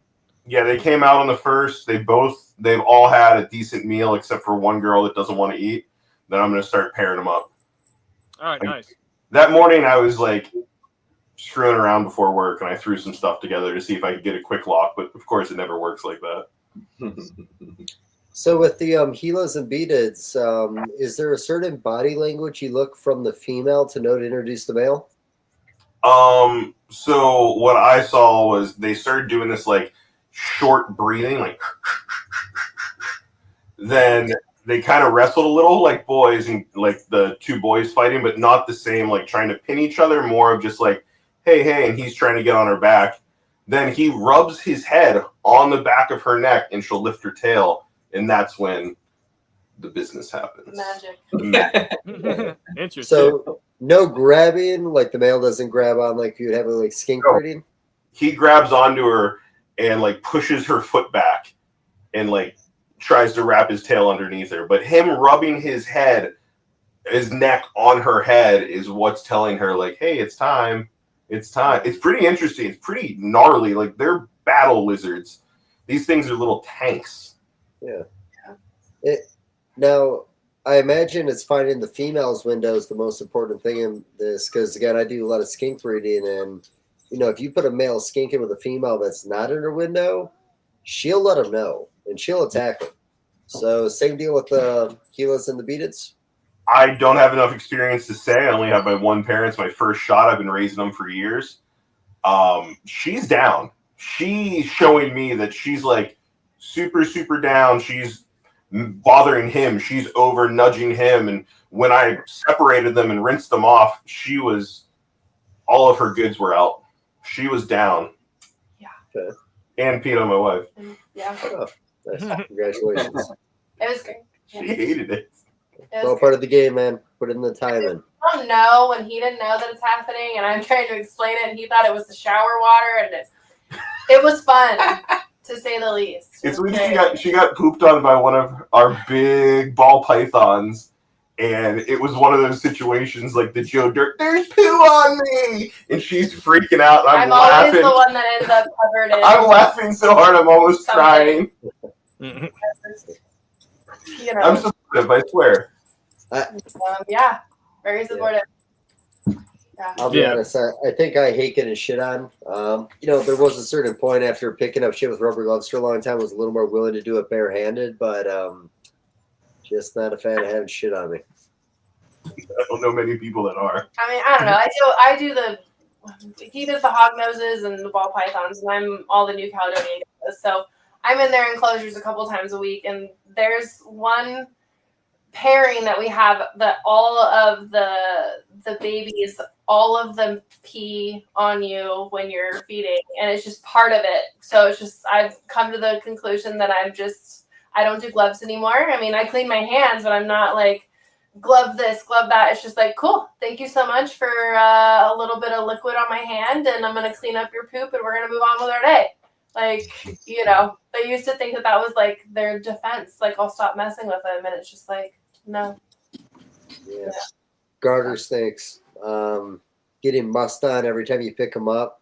Oh, Real yeah. motherfucker. It's a labor of love with that species. So you ain't kidding. Yeah, that You musk ain't- smell doesn't wash out well either. Dude, that sable conda female you sold me that literally sharp shoots musk at you. Yeah. I paired her up for the first time the other day, and she just blew the cage up. Musk everywhere. Well, at least you don't have to worry about her musk glands getting enlarged, so that's good. It's Oh, yeah. She's good. She's good to go.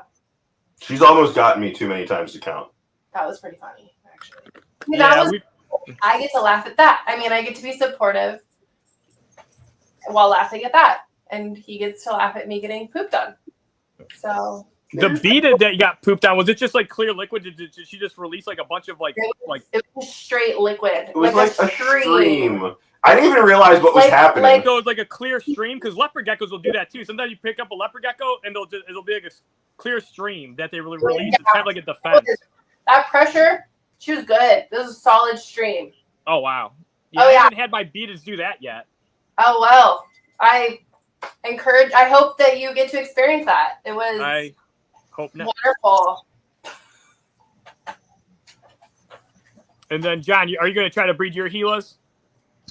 Mine are still too young. You know, mine are they're probably not even a year old yet. So no, they're just growing. Still, Yeah, but eventually, like in like 3 years down the line, you're probably hopefully if you have like a trio or you plan on getting any more. Yeah, I'd probably get some more. I really enjoy these guys, man. They're you know, fun. you guys do the beadeds. They're way bigger.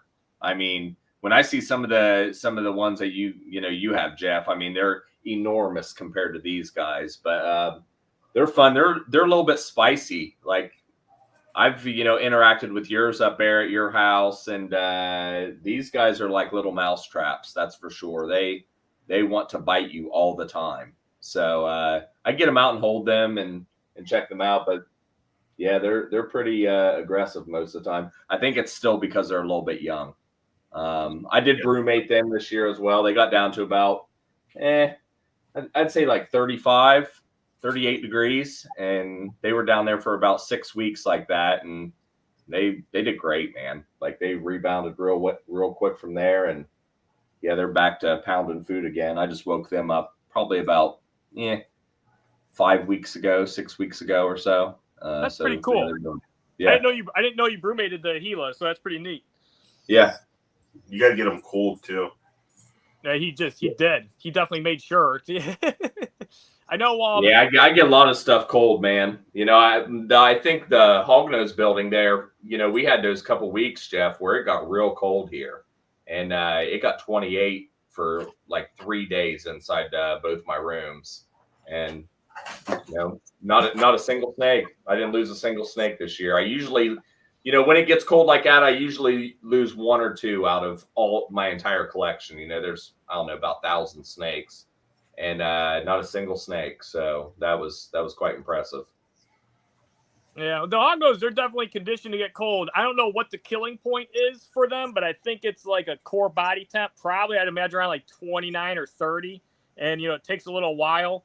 I don't know what the exact killing rate for them is, but because I've seen them get down to 30 for a short bit, 29, 30, 32 a lot, and it never kills them. I do know one person where they had a malfunction and something in there. I don't know how long they were there. I think it was like a whole day. They were around like 29, and like 2 of them died. They didn't recover, and then the others were fine. But yeah, then I've heard of people, brumating in like crawl spaces, and then like there's ice forming in the water because it got a little too cold. Seen mishaps like that, and then the Hognose are okay. The Hognose are very tolerant to cold, and it seems like their blood doesn't quite freeze right at 32. And it could be too because they're a little larger animal, and it's going to take a while for that core temp to actually drop. But I don't know what the actual temp is, but they can definitely withstand the cold. If you get them down around freezing, they're okay with it. Yeah, no, I agree with that, Jeff. I think it's a temporary thing. Like for me, it was about 3 days that they were dipped down there, and then it was back up into the 36, 38 degrees inside the space, and it warmed up after that. But yeah, them temporary drops. Usually, I'm not breeding a ton of animals this year. I'm gonna probably breed maybe 40 females or so.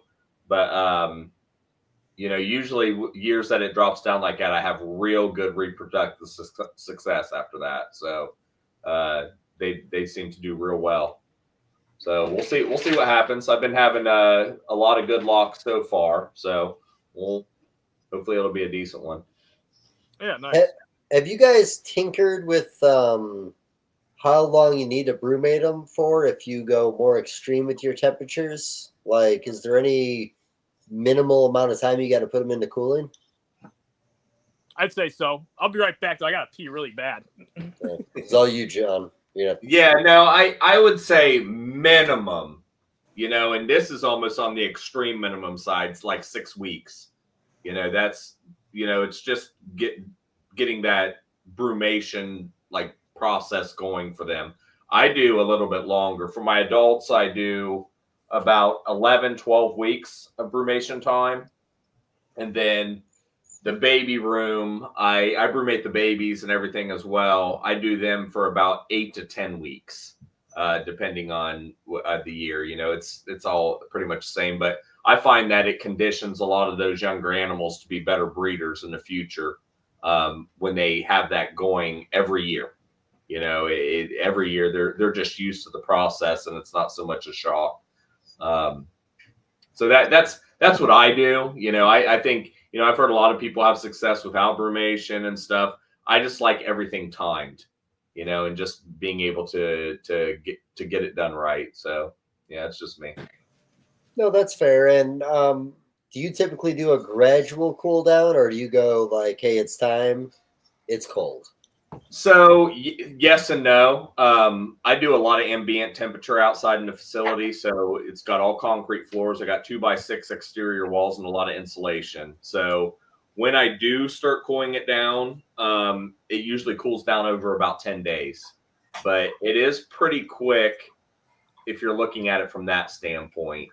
But a lot of it is dictated from whatever's going on outside. So you lived here in Ohio for a little bit, Dave. I mean, in December, it can be 65 degrees outside. Shoot, January, it can be 65 degrees. So a lot of it is just dictated on what's going on outside naturally with our weather, because I literally just unplugged my building, essentially. All the ambient heat's turned off. Something that's just as important, I feel like, is the light cycle. So during the year when everything's awake, I have it on 16 hours on, 8 hours off inside the space. But it goes just to whatever is naturally going on outside at that point in time. So they're feeling the real short days that we have naturally occurring here in Ohio over that time from November to February. So they feel everything. So. Can you do a light cycle over an actual cool down and still have a successful breeding year? I think it's just as important myself. I did that with boas. I don't know if you use that with your boas as well, but I bred my boas when the days were short in Ohio, and then the ambient temperature naturally would cool down inside that space as well. And I had great success. I mean, I was hitting 80, 90% on my pairings when I was breeding boas. I bred boas for, I don't know, maybe about 7-8 years. But, it was, I think it was just as important as well. I actually talked with Brian Barczyk about it because he sucked at breeding boas. He always told me he had a hard time. And I told him, you need to simulate more of the natural sunlight, because he kept everything in a windowless environment where the snakes never really knew what the light cycles were going on, because it was only dictated on what he artificially did inside that facility. So, I think that is just as important. I don't know. What do you think, Jeff? I mean, do you, when you cool down your animals, you give them zero light? Do you give them, are they in a windowed room to where they have some?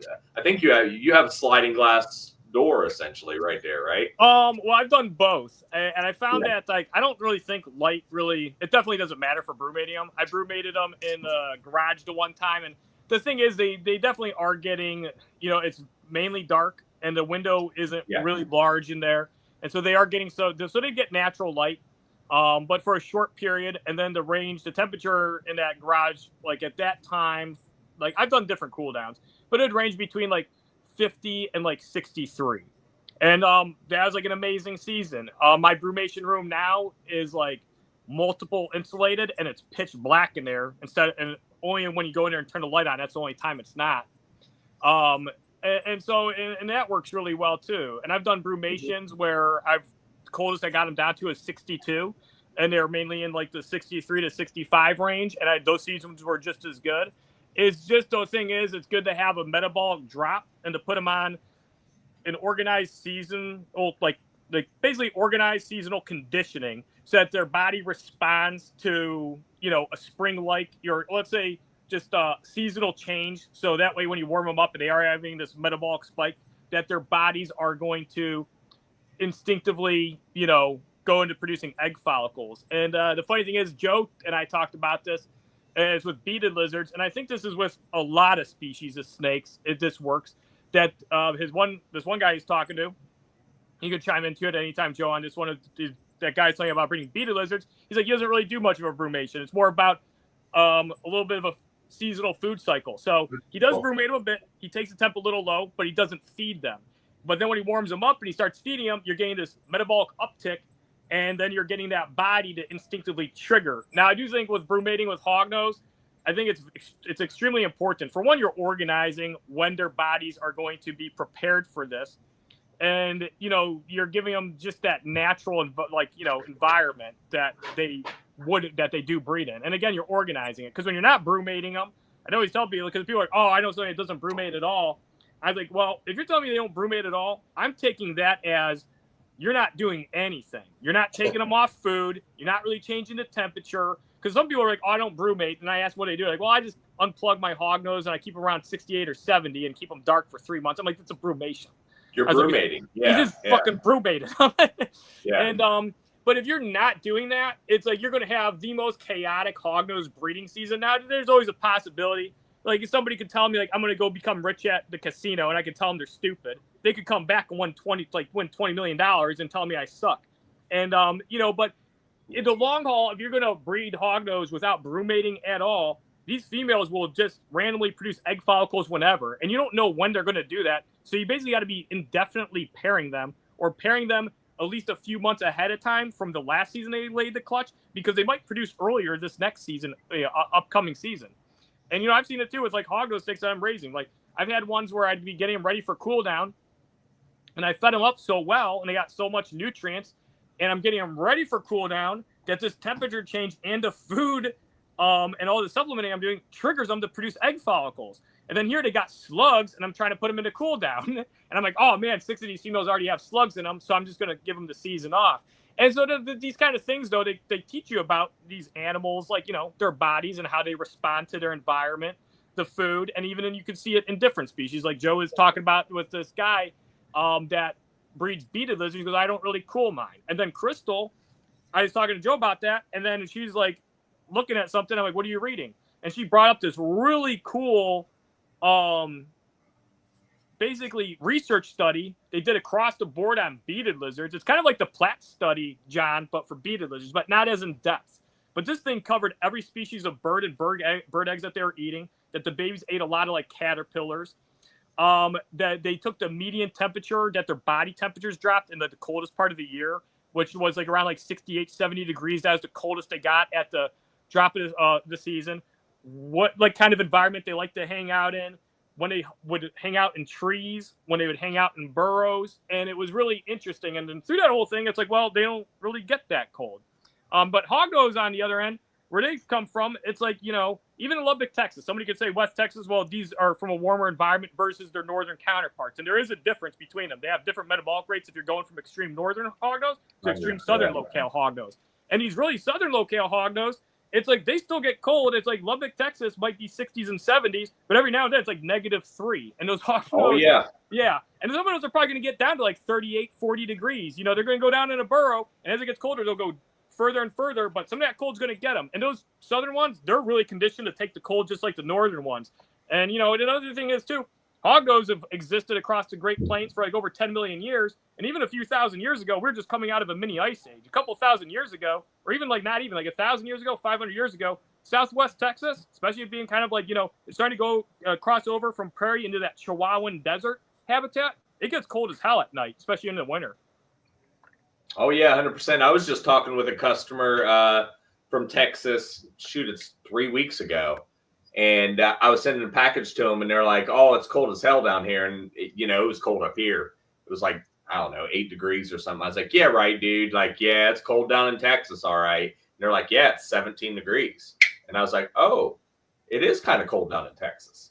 You know, I thought that was, you know, and they were in West Texas as well. So, I mean, it makes sense for the beaded lizards to go through a cycle. Like if you look at the distribution map of Heloderma exasperatum, it comes right up to the border of America. Like they're right there. And being in Southern California, the environment is probably pretty close. We're 2 hours from the border. So by cutting them off heat completely and cutting them off food for 4 months, they probably roll about the same as they would. Yeah, no, that makes sense. But brumating hognoses in SoCal, like, I don't have the luxury of using the seasons like you guys. We've got 75 and sunny, and we also have 75 and a little cloudy. That's about as much weather as we get where I'm at. Like a random day of rain. And like it rains like 20 days a year. Yeah. So I have to use wine fridges, and when I step them down, I pull them off heat for a week. Then they go into the wine fridge, and I run them at 65. And the next week, I drop it to 60, then down to 55, and they're in complete darkness. The only time they see any light is when I pull them out to check weights once a month. Okay. And successful. Then last season, I even had a girl who went off food around the time I was starting to pair everybody else. And Jeff said, throw mail in there and see what happens. She double clutched. And I got, that's where I hit some moonstones, actually. I didn't think she was ready, so I wasn't cooling her down. And she was ready. She did. Oh, you owe me a moonstone, it sounds like. Look at this. I looked up Midland, Texas, okay? Midland, Texas is south of Lubbock. The record low recorded was in February 8th, 1933, -11 degrees. Wow. Because I've seen Lubbock get down to -3, so I was like, in the last 100 years, I'm sure they've had some pretty extreme cold, and so I'm not too, but that's pretty crazy because, like, you know, Southwest Texas, you know, it gets cold, and this is very southern Southwest Texas. This is like, I think, another 2-3 hours south of Lubbock, and so that's, you know, they get cold there. Yeah, but once they get down, 36 inches, the weather really doesn't get much colder down there.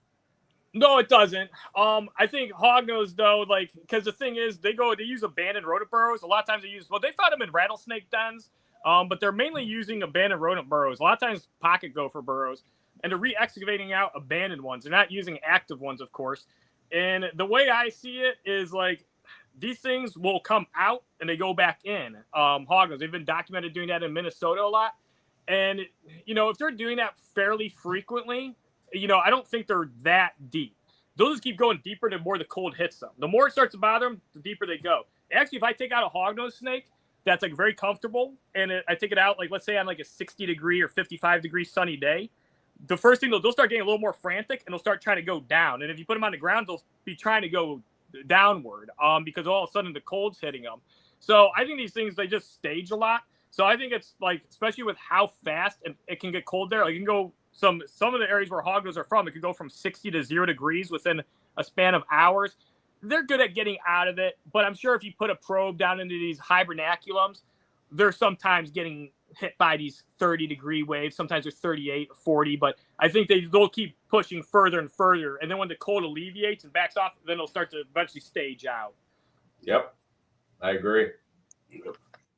Yeah, I think we had -4. Well, the crazy thing is, I think like 2 weeks ago we had -4. The week before that, we had a couple days in the 60s. Tomorrow, I think today was 71. I think on Tuesday it's 79. So, like, Where are you at, Dave? Missouri. Okay. Yeah, very weird temperatures here, and I do think this is the year I find a hognose here, other than in Eastern. Which, by the way, Junior, you gonna come down here for a herping trip? I know we have to. Well, the funny thing is, I keep planning all these like plains hognose herping trips, and it's already terrible because I know I can't make every single one. But I want to try. I'm gonna try because I want to I'd like to find. I've only found a total of 9 in my life, and I'm sharing one with my dad because my dad spotted it, but I kind of stirred it up. So 8.5, if you want to be technical, because I'm sharing it with him. But I know the spot by you, Dave. So I've always wanted to go out there, and then I'm supposed to maybe go up to South Dakota, and then somewhere in Montana, and we'll see. And Iowa, Texas. Iowa would be a good place to go. There's only that one little area, though.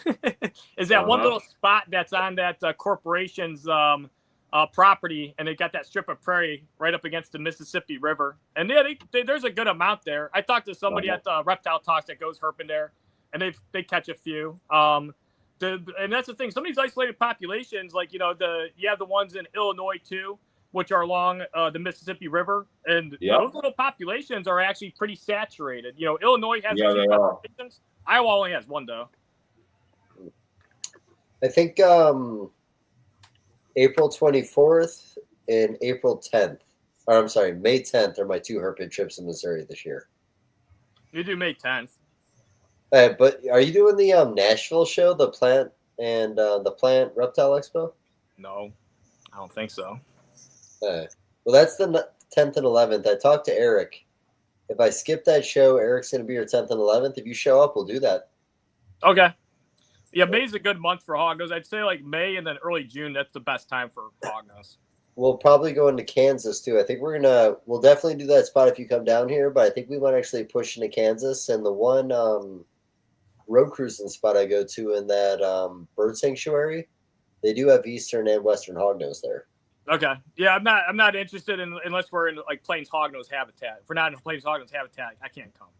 Okay, that's fair. That's fair. You might not come anyways. You know how this works. Yeah, I know.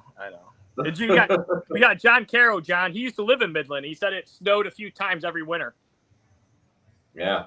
Yes. So it got cold. Yeah, it got at least 32.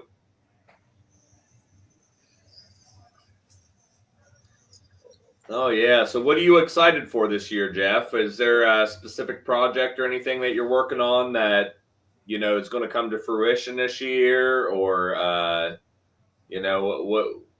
what's going to be big for you this year? For upcoming year, hopefully some frosted Swiss chocolate stuff. Trying to think what else. Some really nice LG combos, high percents. Most of them are just going to be Woma LG stuff. I'm indefinitely trying to increase the power with them. So I'm on 3rd generation red LG stuff. Those are actually looking insanely fantastic. They look crazy. They don't look as crazy in my pictures because Reps in Texas, he let me know, and I was like, yeah, it makes sense. I should be more aware of it. But I guess I take pretty terrible pictures, and my stuff is more colorful in person when it comes to these polys. Oh yeah. But, yeah, so I'm excited for some of the poly stuff.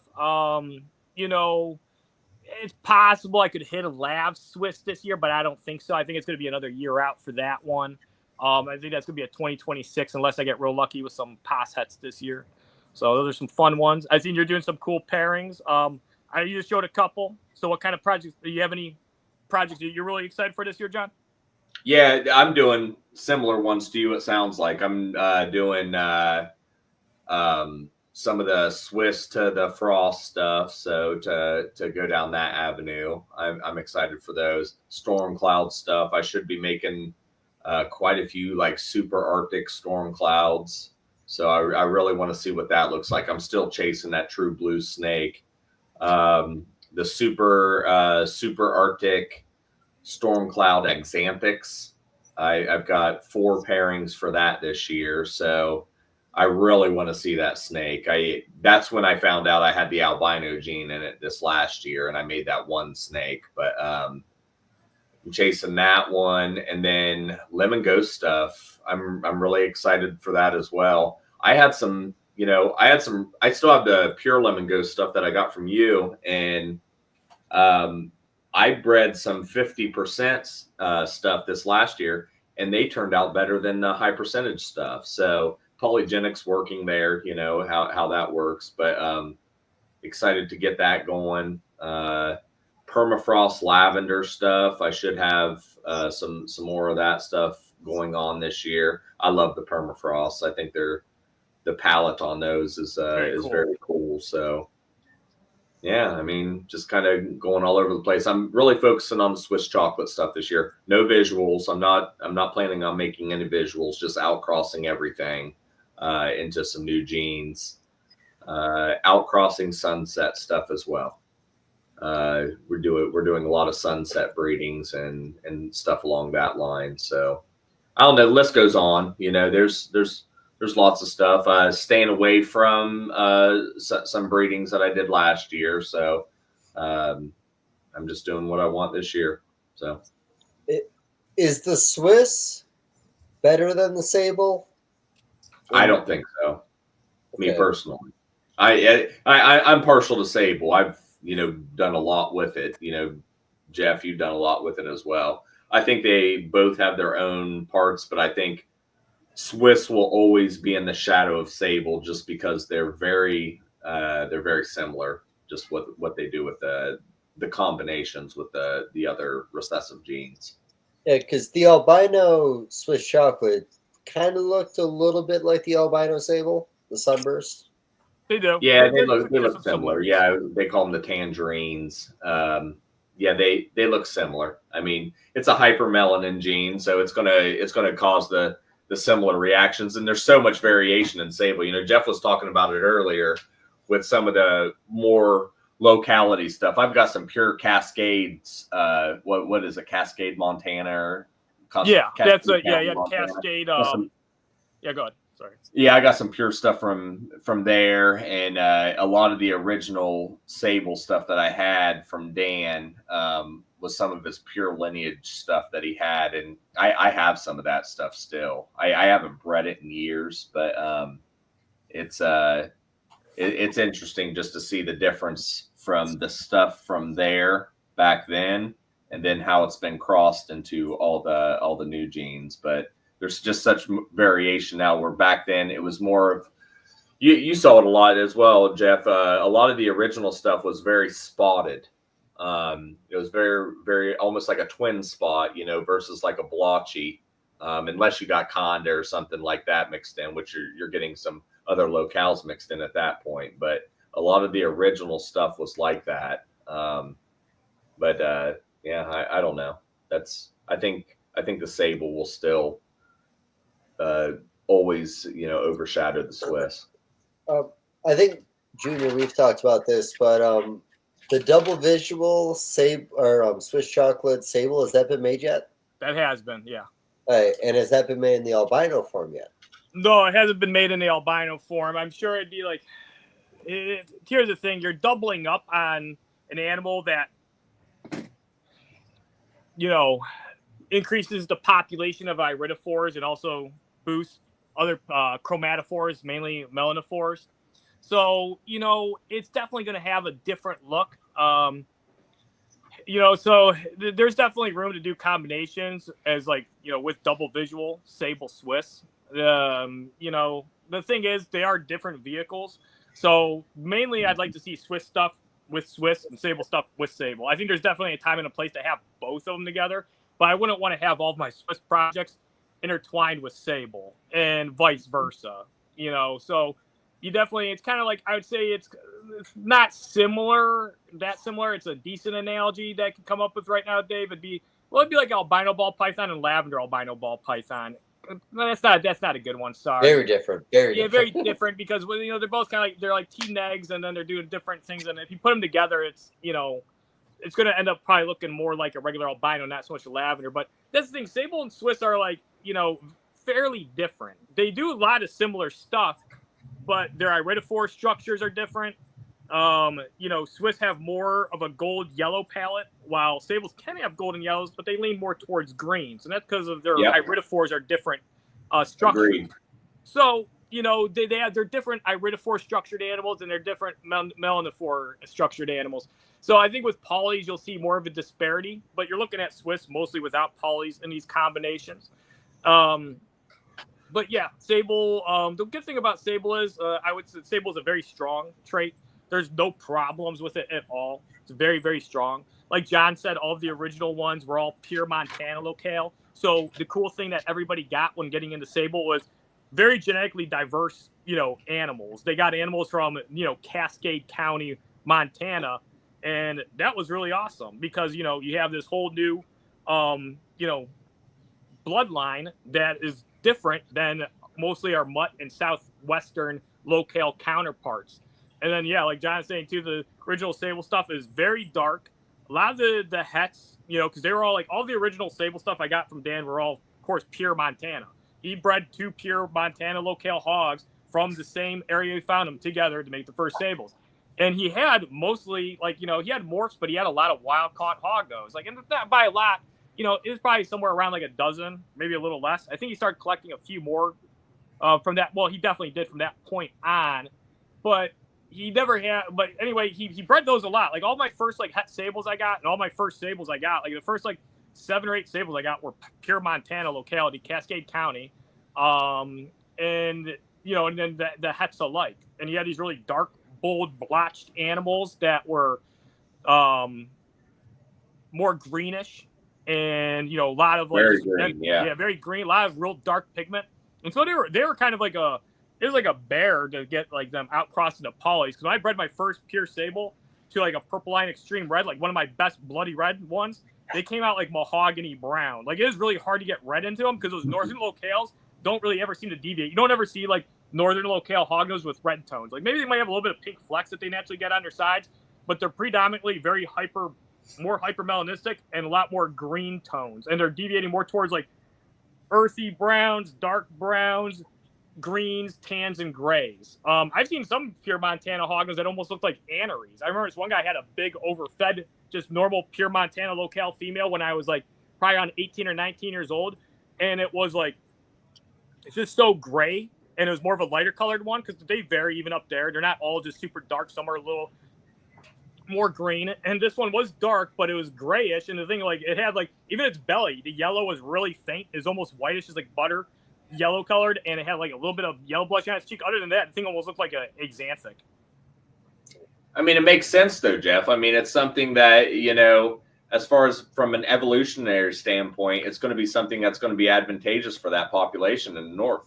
Yeah. They're going to get that. They're going to get that extra hour of sunlight. That's going to give them that little bit extra heat and, everything like that with being so dark, where some of that stuff from the, the Texas, Kansas locale, they do have more of those sandy colors. The reds come from there and things like that, where they wouldn't be able to soak up the sun as much as the darker colored animals from up there. Yeah, I agree. I've wondered that about because you guys in Ohio have the melanistic garter snake population in that one county. Up by Lake Erie, yeah. Yeah, well, Lake Erie, I thought there's another spot. Is there some? So, and then you have the leopard boa, the Sonoran boa, which makes sense, darker pigment, and in the desert be a little better in those cold nights. Do you think the sable could have actually been one that in the next 100 years there could be a population in Montana that survive and do well, that become dominant? I wouldn't see why not. I mean, it definitely could be an evolutionary trait that would be advantageous for the region. I mean, it gets so bitterly cold in Montana. Yeah. And then Dan Eby essentially went out and played God and took that away from everybody. Yeah, essentially. He got lucky. He got lucky and found that, and it was, the one thing I'd say this was the sable, he found 2 hets from the same area. I'm sure there's a lot more sables in that area, and that gene may have existed in the wild population up there for thousands of years. Because, agreed. Yeah, sable's not going to, that trait's not going to do anything to not benefit it. It's got extra melanin, so it's going to be a little more, have a better advantage of heating up. And, that gene doesn't do anything to make it stick out, and they're so reclusive as it is. So it's only like I'd say it's like a minor benefit, and there's really no, there's really no like lack of benefit there for being a sable. And so the only reason there's probably not a lot up there is because it's recessive, and only so many are making it. So it's probably never going to be like a large population of them up there, but that gene will float around there like forever. And I think it'll be like more like lucky like circumstances. Let's say like if sable breeds multiple ones, and then more of those hets end up living, so then more of that gene can spread out. But overall, and who knows, there might be other populations. That sable gene might exist, and that's the thing. I strongly believe, like, Dan just didn't somehow stumble into these hets, and he's like, oh, these were the first ones, like, made from that mutation from the last 30, 40, 50 years. I think that gene has been floating around up there for maybe thousands of years. Agreed. Because if a mutation exists and it lives and passes on and breeds, and that mutation has no, problems with it being able to survive due to that mutation is just going to exist there, and it's going to like carry on. Like, look at striped fat tail geckos. That's dominant, and like about half the population of fat tails in Africa have that dominant stripe. At one time, that was probably a mutation because it acts like it's a mutant dominant, and and you have half the fat tails up there roughly have that skunk stripe. And at one time, like, you look at blue eyes in people, that's recessive. And now, like, what's the population of people with blue eyes? Yeah. No, that's fair. Yeah. Kind of cool story. It's similar to this. Back in high school, my senior project was on timber rattlesnakes, and it was color correlation and elevation. And essentially my hypothesis, which I knew wasn't true because I just wanted to keep venomous when I was like 17, so I pulled permits.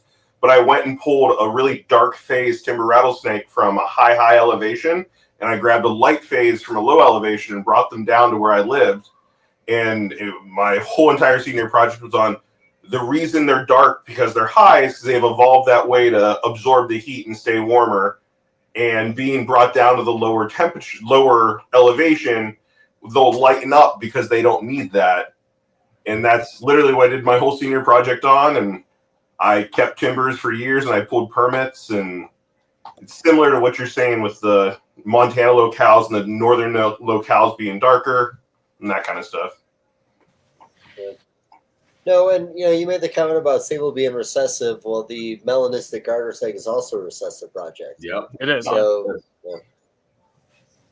yeah, and it was an advantageous gene. You're agreed, Dave. Just like what you said, in 100 years from now, there could be like all black Western hognose snakes in that county. You know what I mean? Just, very similar to, I want to say up there in Lake Erie. Is it Sandusky where they're finding all those black garter snakes up there, like the high concentration of them? I want to say it's like 50% on that one section where they're concentrated are the black garters with the white bellies. It's near there, but I don't know exactly where it's at. Yeah, but you're right, Dave. I could agree with that. Well, the conditions have to be perfect. And, another good garter one is down in Myrtle Beach, they have urethristics, and they're everywhere. So they have all the red clay down there. It makes sense that they, could thrive in that environment, I guess. I don't know. Certain mutations can thrive in certain environments. Like you said, the dark mutations in the north where they want a little more sun. Kind of, we were talking about blue-tongued skinks in Australia. And, some of the blue-tongued skinks have really wide eye stripes. Some have very light ones. Well, for the ones that are in cooler regions, when they're brumating, they can stick their head out of that little hole when it's sun's hitting, and that wider stripe is going to actually help them absorb a little more heat, a little more sun. So I'm like 3 beers in, guys. I shouldn't be talking about this. I'm not. No, you sound fine. I never drink 3 beers, and these are bootleg beers, by the way. I showed Joe. I made a few of these before we got started today, but it counts. It counts. Yeah. Oh no, dude! No. I agree with what you're saying. It's all evolutionary. Things happen for a reason in these localities, and that's why they become localities. And eventually over millions of years, it could evolve into almost a different species, just with what's going on, or different locality at least. So mutations can thrive in an environment as long as the environment is right for that mutation. Correct. Yeah. Agreed. I would say one thing is, it's like melanistic snakes tend to do good everywhere. I mean, look at like Yes, they do. racers they are do. like everywhere. They're in Florida. There's nothing around them that's black. They do well. Eastern hognose, you have the melanistics. The melanistic garter snakes. That population thrives, and it's like, well, what's the difference? It's like, all right, they passed on their genes a lot, and there's like, it's not like there's a lot of like black rocks up there or anything like that. They do good. They're going to do better absorbing heat. But yeah, it seems like melanistic snakes, regardless of where they're at, always seem to do well. There's that one island, I forget what species it is, but there's a melanistic snake there, and that's the thing. They're on this like tropical island, and the snakes are all jet black. Yeah, that's incredible.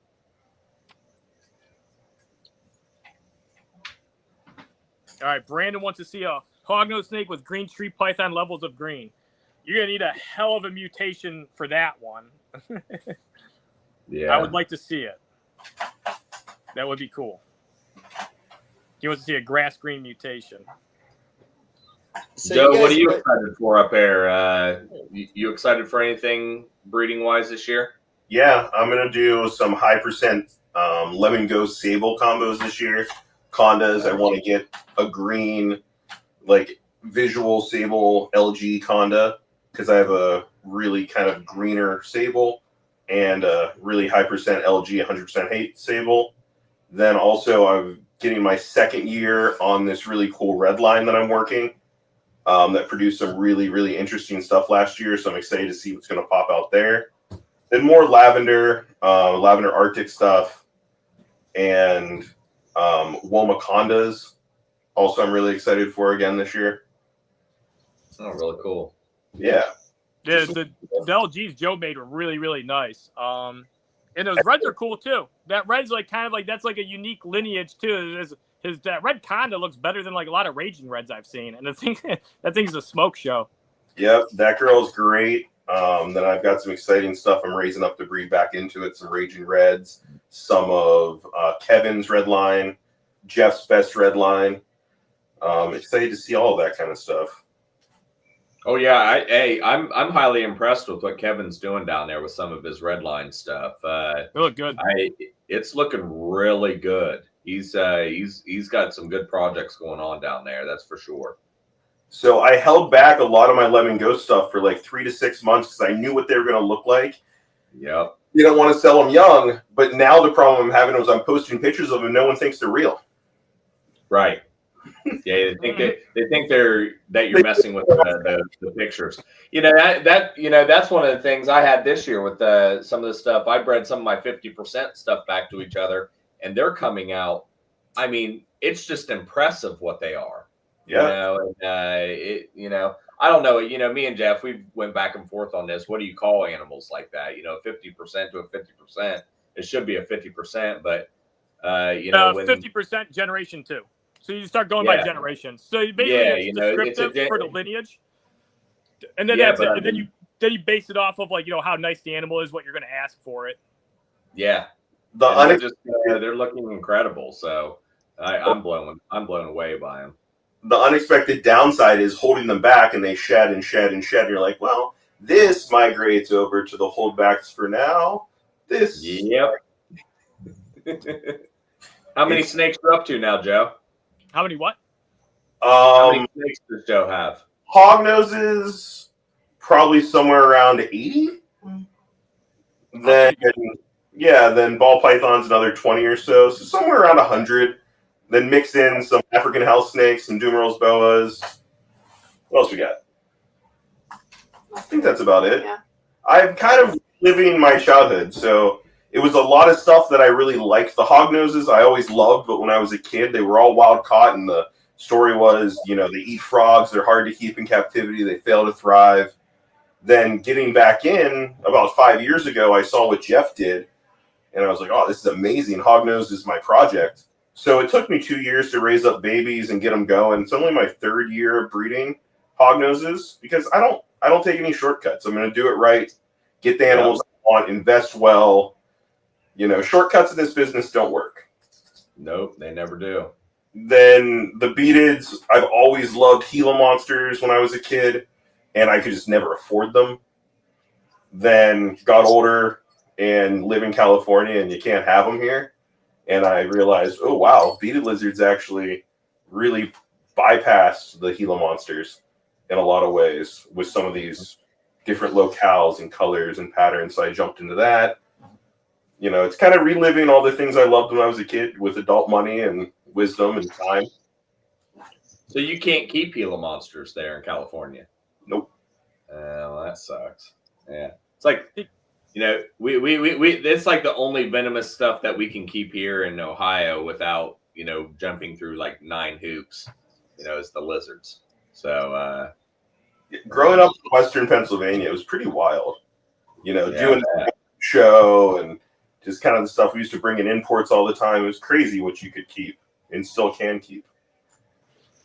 oh yeah, I mean Hamburg's still an interesting show to go to just because you can, you know, buy you know, a corn snake right next to a king cobra. You know, and it's crazy just to be able to see all that stuff. Yep. Yeah, Hamburg, that's where I met Dave. Hamburg's always been a funny show for that. You can see monocled cobras, copperheads. You never seen too many heloderma there. You didn't see many betas or Gila monsters. But yeah, there's always a lot of like viperids and a lot of elapids. So every now and then you see a shield-nosed cobra, which is like my favorite cobra. Oh, is it really? Yeah.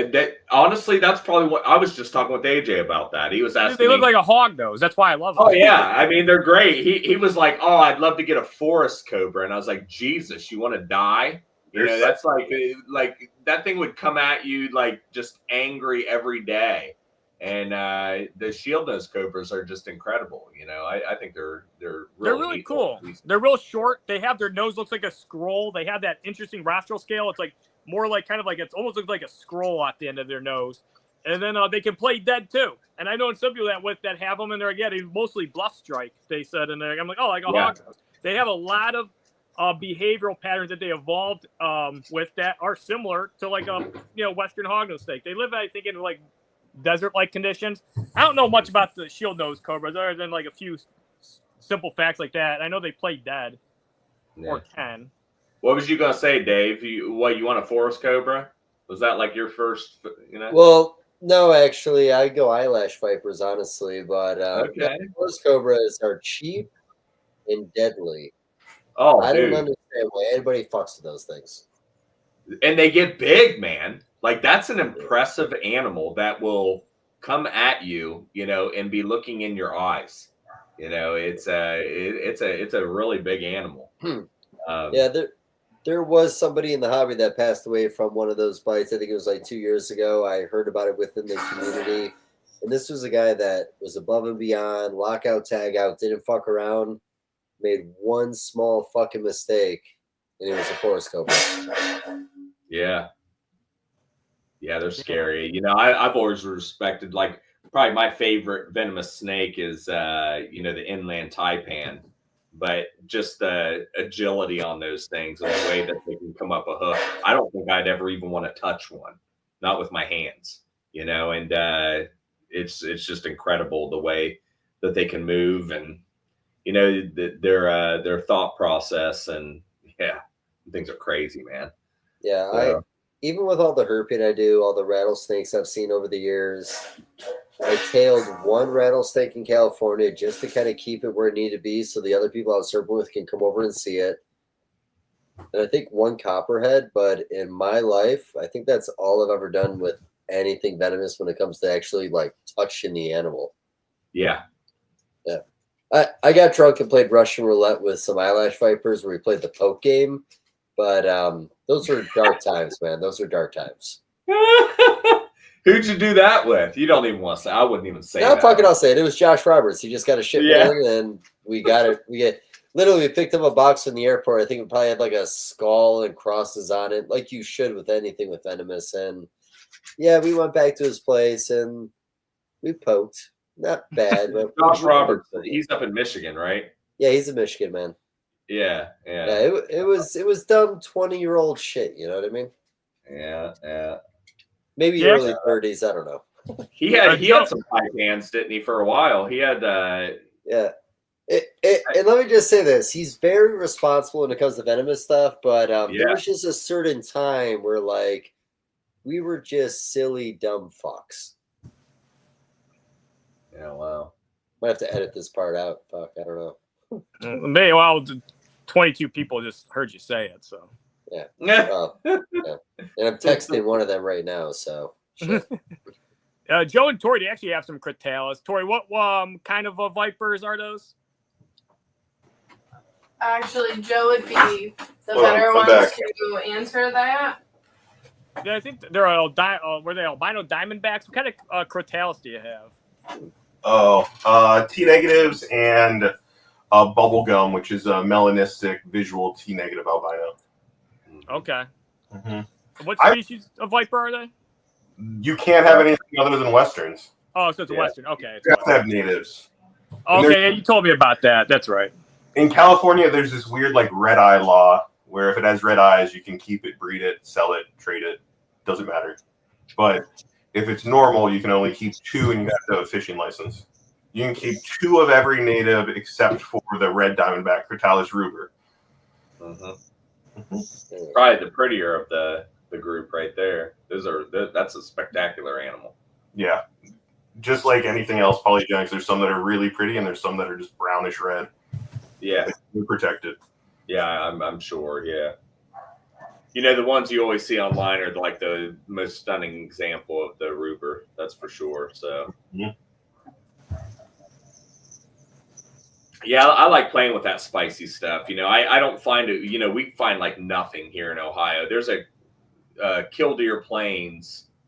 You can find, there's a very healthy population of Massasaugas there. But if you're looking for timbers in Ohio, you need to go to southern Ohio, probably Tar Hollow. They have a good program down there where they're doing some tagging to find timbers. But southern, you know, copperheads down in southern Ohio, they're still, I mean, I'm sure there's some pockets where you can find a decent amount, but I am still searching for my Ohio venomous stuff. But I love going down to Florida. I love catching, you know, all the cottonmouths down there and the rattlesnakes and things like that. It's a really good time down there getting out there and doing that stuff. So. Yeah, there's a name Jeff will know. Luckily when I was a kid, I made really good friends with Fred Bruckman. And he kind of took me on his wing and mentored me. And him and I used to go survey dens that he's been keeping an eye on for years and years and years. So we'd go and check them and make sure no one was messing with them. So I got to experience a lot of timber rattlesnake dens just because he liked me. And he's not with us anymore, but he was a great guy, really great guy, and really influential. PA? Yep. Yeah, I grew up in Pittsburgh. Yeah, John Kitzminger. He grew up in New York. He does a lot of rattlesnake research. He has a few really good dens that he was talking about. That, I mean, he says you can still find hundreds there in the spring. Yeah, you know, I'd love to go see that, but I want to find my Ohio ones. You know, it's easier to go to another state where there's high concentrations of them. In Ohio, they're very elusive. You know, they've almost been hunted to extinction here almost. And, you know, Jeff, have you found any venomous here in Ohio? No, I've never. I'm always like herping in my radius where they don't even, you know, range. Yeah. There is some spots near me where you can, like you said, Killdeer Plains. There's a lot of Massasaugas there. They do studies out there and they lay out tins and like I know people that go out there, they're like they don't really want you going out there herping. I haven't been there. There is a spot that's like, there's a few spots like 45 minutes east of me and like about an hour northeast of me where they find a good amount of Massasaugas, but most of the spots are kind of private and nobody wants you to go there. And so I went herping for them one time. I'd rather just have somebody have a spot and like show me like, hey, this is where we can find them, because most of the areas are on, you know, private property. So and then like you said, I think timbers, I think they used to exist in like 23 counties originally or more, maybe 26 counties, and now they're down to like I think 6 counties only in southeastern Ohio where there's timbers.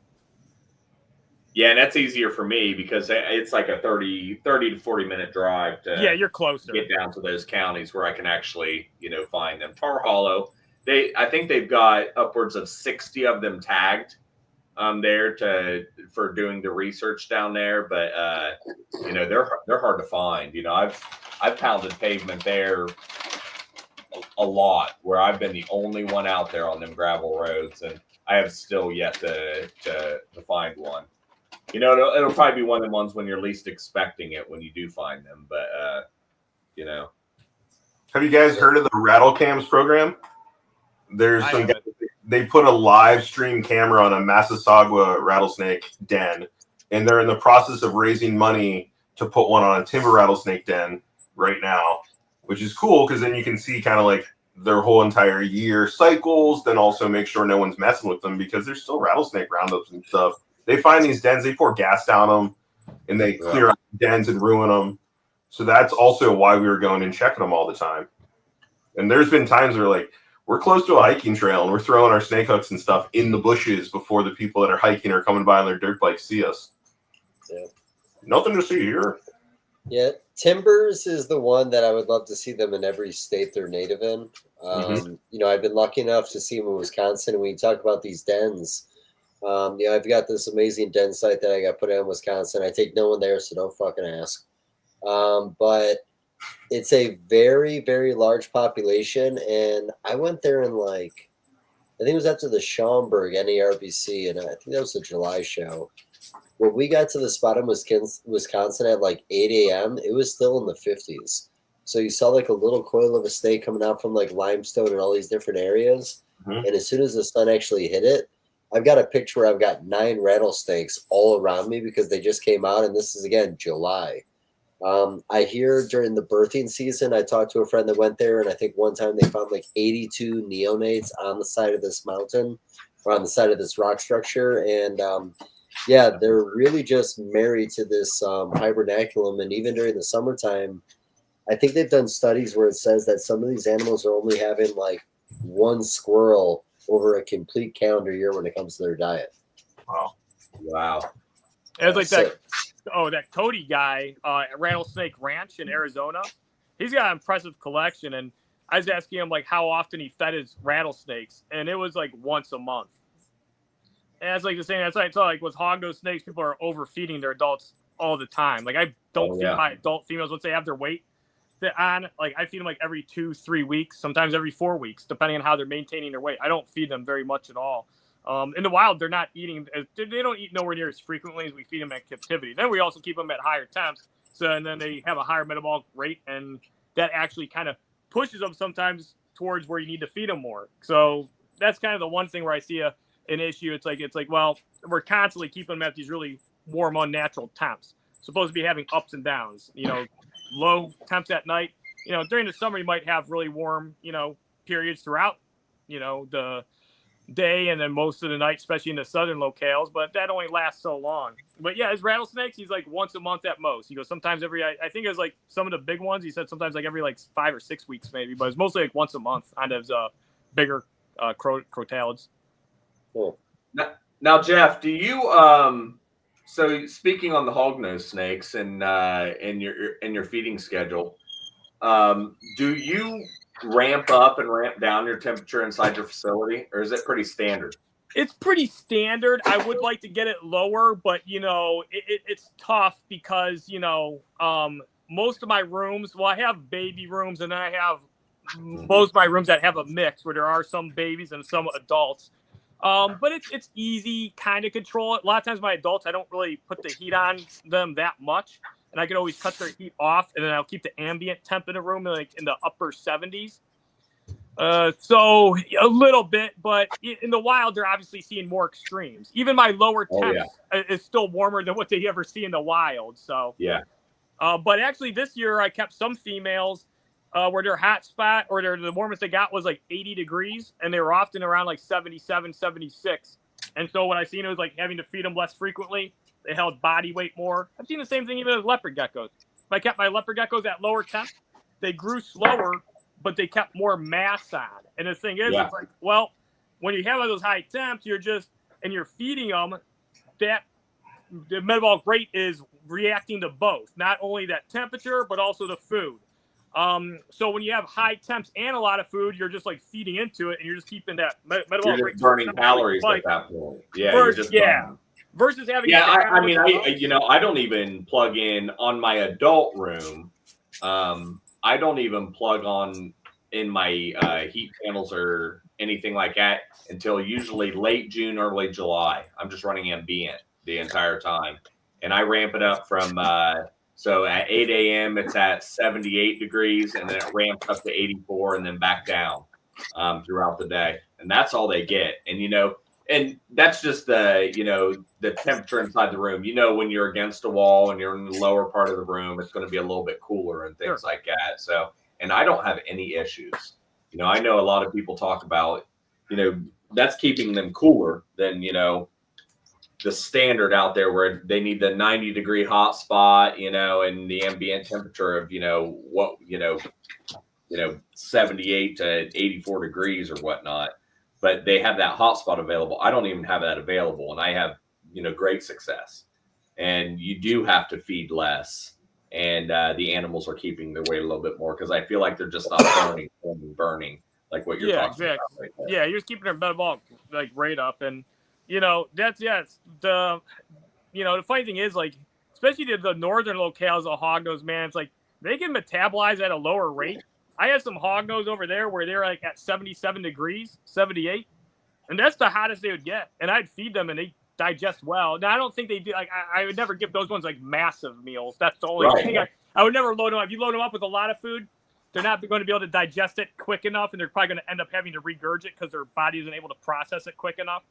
But yeah, that's the thing. Yeah, I think it's a problem with a lot of species. A lot of people keep a lot of stuff too hot. Yeah. Yep, I agree. So for the longest time with the ball pythons, we did an ambient temperature in the building, and I want to say we were around 82 to 84, a little bit of fluctuation on the hot spot or on the hot. But I was doing large rats, and I was only doing about 9 meals a year in between breeding, and I was very successful even on ambient with that. Nice. Nah, that's awesome. Well, you think about it. I mean, even with the Western hognose snakes, they live a lot of their time in the ground. Do they come out often? Yes, they do. But they spend a lot of the time in or on the ground or in some type of substrate. So same thing with the ball pythons. A lot of times they're in those termite mounds. So they're less subjected to the outside temperature, and they're actually a lot of that's different. 6 inches underground, it's dramatically different, than what it is, in on the surface of on the ground. So, these snakes are exposed to that, and they may come out and eat and sun and do their thing, but it's very temporary. And I even when I do have heat on my in my baby room, and let's use that as an example, I like watching the animals. A lot of times they're glued to the front. They don't even want to be on that heat panel in the back, and it's set to 88 degrees, 87 degrees, and they're not even there. They want to be glued to the front, so they don't even want that heat. And that's when they're eating and everything. So I'm sure you see it, Jeff. I've been to your house so many times. I don't even know. Majority. I mean, you can probably look in the background. There's probably a ton of snakes glued to the front of your tubs right now. Yeah, right. You're exactly right. The thing is, with baby hognose, it's very important because we're talking about adults. You can breed and keep adult hognose at an ambient temp. They do very well. Babies, they really need to be able to thermoregulate. They do not do well if they're unable to thermoregulate. But yeah, the babies, you feed them a large meal, they'll sit on the hot spot at intervals for a few hours at a time. Sometimes it's only 4, 5, 6 hours. Sometimes it'll be a little longer. But then the majority of the time, other than that, they're on the cool sides. And the funny thing is, you'd have to monitor it, but they're on the cool side the majority of the time. And then when they know when, and all of a sudden they'll be on the heat, and it's only for a few hours, and then they're immediately off of it. And they would stagger and be closer to the heat if you had a lower ambient temp. But yeah, a lot of times their ambient temps are pretty warm. If it's around 78, they're still able to digest, but sometimes they need that little bit of extra heat. Mm-hmm. So I'll send you guys a picture. So with me moving my collection kind of in the middle of my brumation, I ended up having to breed my skinks about 2 or 3 weeks earlier this year because they were ready. But my colubrids, corn snakes, king snakes, milk snakes, I'll send you a picture of the rack systems. I've got the hotspot at 82 degrees in a building kept at 78, and there's not a single colubrid pushed against the heat. Every one of them is hard against the front right now. Yeah. Isn't that amazing? Like it's the importance of watching your animals. Joe said it earlier, just going into your room and, observing what your animals are doing and the actions that they're doing. That's what's the most important. People a lot of times think that this blueprint that they read online is like how, but your animals are going to tell you everything. It's going to be different for me and Jeff here in Ohio versus Joe in Southern California. It's going to be very different. The climate's dramatically different. Our sea level, everything along those lines, humidity, and our animals are going to act, different from each other. So just watching your animals are going to tell you, most of what you need to do. No, and it's such a silly thing. And sorry to interrupt you, but like, when I talk to anybody coming in the hobby, like, you kind of learn the body language of the species you work with. And, even ball pythons, like I even tell people at boa constrictors, if your boa constrictor is wrapping the water dish, it's probably developing follicles. It's uncomfortable, it's leaning on its side, get a male in there. So any species you work with, people that are really good in this hobby, what they do, it's because they're meticulous. They pay attention to the animal's body language. Definitely. I didn't mean to interrupt that. Yeah, you just got to watch them and give them the opportunity. Yeah. At blue-tongued skinks, if you go up to a female blue-tongued skink and you kind of scratch the lower section of their body, if they wave their tail around, you got to put a male in. If you go in there and the females are running from you, trying to get to the back of the tub, seem uncomfortable, they're not ready yet. But literally within like 1 week of doing that, a switch will flip in their head, and you got to get that male in there. That's why with the Gilas and the betas, I was kind of asking about the female's body language, if there's anything you guys pay attention to there. Bubba's giving away all my secrets, bro. Versus water. Don't help me like this, man. Mm-hmm. That's how you build follicles. All those hops. Oozed up. Hey, Joe, what's your favorite beer that's not brewed by you? Oof. Uh-huh. Come on, man. When I go out, I pretty much go to places that buy my beer and I order my beer. All right. We had that one though, Joe. We had that one. What if you were in Ohio and you went to a bar? Whoa, I'm doing a commercial beer. Yeah. What is your beer? I'm going back to some beers that I haven't had in a long time. Trogues, Nugget Nectar if it's out. I worked part-time at like Penn Brewery, so if I find some of that stuff, some of the beers that I kind of really cut my teeth on when I was younger, I'd go back to. All right. Yeah, but I brew the beer I love. I work with the species I love. I produce the animals I love. So I kind of just stay in my lane. Nah, I think that's key in everything right there. Yep. I talk about that a lot. I'm like, I don't produce animals for people. I produce what I want, and then they want it. That's exactly it. I don't produce animals every year to just make them or anything. I keep a relatively small collection. Last year I produced, I think, 654 animals, and I didn't want to produce that many.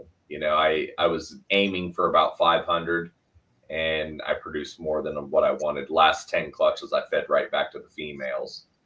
But yeah, I think that's important. Do what you want and what you love, and I think you'll be more successful in chasing what other people want.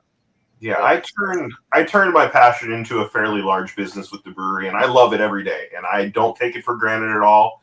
And I get to express myself on a level every day that very few people get to do in their life even once. Yep. But it's a ton. I've got employees. I've got a huge building. I've got production. I've got distribution. It's a lot. I never want the reptiles to get to that point. I want the reptiles to always be something that's at my house or in a building at my house that I can do and enjoy and never feel overwhelmed and don't have to have employees, and just her and I can do it and work the projects we love. Yeah, it's awesome. Yeah. I will say this. I didn't really know what this podcast was going to be coming into it. I mentioned you before we did this show. The way you break down your beers, your recipes, honestly, one of my favorite things about drinking your beer. Yeah, like I pull inspiration from different places. Like I grew up in an Italian family. When I was a kid, I was in the kitchen with my mom cooking because I was always so busy. I'm a fairly ADD adult or ADHD adult, and that hasn't changed. So when I'm thinking about a beer recipe, I try to correlate it to cooking, because brewing is a lot more like cooking than it is baking. If you put, 5 pounds of this, 10 pounds of this, put it in at this temperature, at this long, it's not going to be the same thing every time, because we're dealing with ingredients that change year to year. Hops change year to year. Malt changes year to year. Your water, I'm working off of city water, so the pH of the water goes up and down. So you're not, it's challenging and it's fun. And, you can really do a lot more with beer than a lot of people think. Right now, I've got a key lime pie sour on that has fresh key lime juice, zest, and to get the cracker taste, I put in 40 pounds of graham crackers. Then I have a horchata golden stealth that's got Madagascar bourbon vanilla beans, lactose, which gives you a little bit of sweetness and body. And I toasted a bunch of fresh cinnamon sticks and threw it in there at the end. That sounds fucking incredible. See, that's the fun stuff. Yeah. Horchata is one of my favorite things. Like when I find horchata, we don't have a lot of places in Ohio that will serve and have horchata, but when I find it, oh man, that's like one of my favorite drinks there. Horchata, yep. Hold the ice. I just want a big old cup of horchata. There you go. Yeah. So Terrence, I'm talking to him right now. He's watching the podcast. So he's having me on one of his podcasts to talk fishing. Reptile people talking about other things they do. Joe, you would be a great candidate for a show because you guys could talk beer for an hour or 2 hours. Joe fishes too. I can fish. I love fishing. Okay. I love fishing. Do you love fishing, or are you guys actually catching fish? Oh, John made a pond to fish in. So okay, I get it. So you were desperate, and you had to it's like coddling, buddy. I don't even fish in my just pond convenient. anymore, man. I want to Dave's just jealous. Everybody wants a lake on their own property. Come on, Dave. I had a pond on my own property for 5 years. There was a 6-pounder, and they lost all interest after catching them. Yeah. I built a lake in the back of my farm a couple of years ago, and I fished in it twice because I just like going out there and watching the fish grow more than anything. I've got largemouth bass, yellow perch, saugeye, catfish, channel catfish, and flathead catfish, bluegill, a couple species of bluegill. I mean, I got all kinds of stuff in there. I just like going out and watching them. It's like my giant fish tank out there that I can go paddle a kayak on and just watch them grow. So, you know what you fishing, need in your pond? I love fishing. I love fishing. You should put some snakeheads in there, buddy. Oh, yeah. Bowfin. Get Bowfin, man. Bowfin would be that'd be cool. That's the Temu. That's the Temu of snakeheads, buddy. You need a snakehead. No. The bowfin is the one that we, at least it's natural. Yeah, snakeheads are the Temu bowfin. Bowfins are the natural OGs, and they get big. Like the world record. I mean, it depends what snake. The northern snakeheads don't get as big as a bowfin. I think the world record bowfin's like 23 pounds, but up here they don't get as big. But bowfins, man, are so cool. I think they're cooler looking than a snakehead. I always wanted to do this. I might eventually, at some point, I'd want it to be pretty decent size. I wanted to make my own lake, even though you're opposed to that, Dave, and you say it's terrible to do. And I wanted to have the only predatory fish to be bowfin, and I wanted to stock it with bluegill, shiners, maybe crappie, and then the main predatory fish. I'm not going to do any largemouth, just bowfin, and see how the bowfin thrive in this environment. So, about an hour from the Plains Hognose spot in Missouri is where the record bowfin was caught. We should go there. I got a great bowfin spot. The bowfin spot is so good. Eric was there waiting for me to show up, and he netted a bowfin. That's kind of a cheap move. Now, I don't like that one, but I do like the whole netting to observe species. I used to actually do that as a kid, but that's cool that he netted one. Dude, yeah, I love it. And the males get those really cool colors. Sometimes they get that friggin' crazy neon green bellies, and the tips of their fins turn neon green during spawning. Yeah, the bowfin spot is Mingo, I think it's national or state park, but I think they introduced What's the state record? 17 pounds or so. You can That's look it up big. right now. Let me look up the record northern snakehead in the United No, States. no, no. Probably Look up record bowfin in Missouri. I want to know how close I was to the record in my head. Northern snakehead. Well, first, I want to look up the northern snakehead record to show you that, like, Oh, that it's bowfin 21 spot? pounds. By the way, the bowfin spot, they've caught 2 snakeheads out of it. Oh, that sucks. Oh wow! Already, wow. I wonder if they can hybrid. They cannot, but they suck. Oh, It says the record's 13.38 pounds, like 13.5 pounds. in Missouri, that's it? Yeah, it says in Missouri. Hold on, there might be Damn. maybe some. You Wait might a be minute. right. This one says 19 pounds, but hold on. Why can't they give me a straight answer? Oh, wait a minute. I'm on the actual thing. They have bullhead, black bullhead, blue sucker. What the hell's a blue sucker? Both in 19 pounds, Duck Creek by Clovis Coomer and March 1st, 1963. That is pretty big. Man, I thought there was something sooner than that. I'm going to have to look this up because Mingo, there's this square lake right by it that's like 6 feet across. It's like Okeechobee.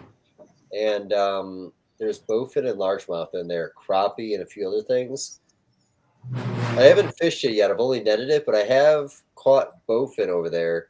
Oh, they got chain pike and, there's largemouth, but the chain pike and the bowfin are probably the coolest thing about this park.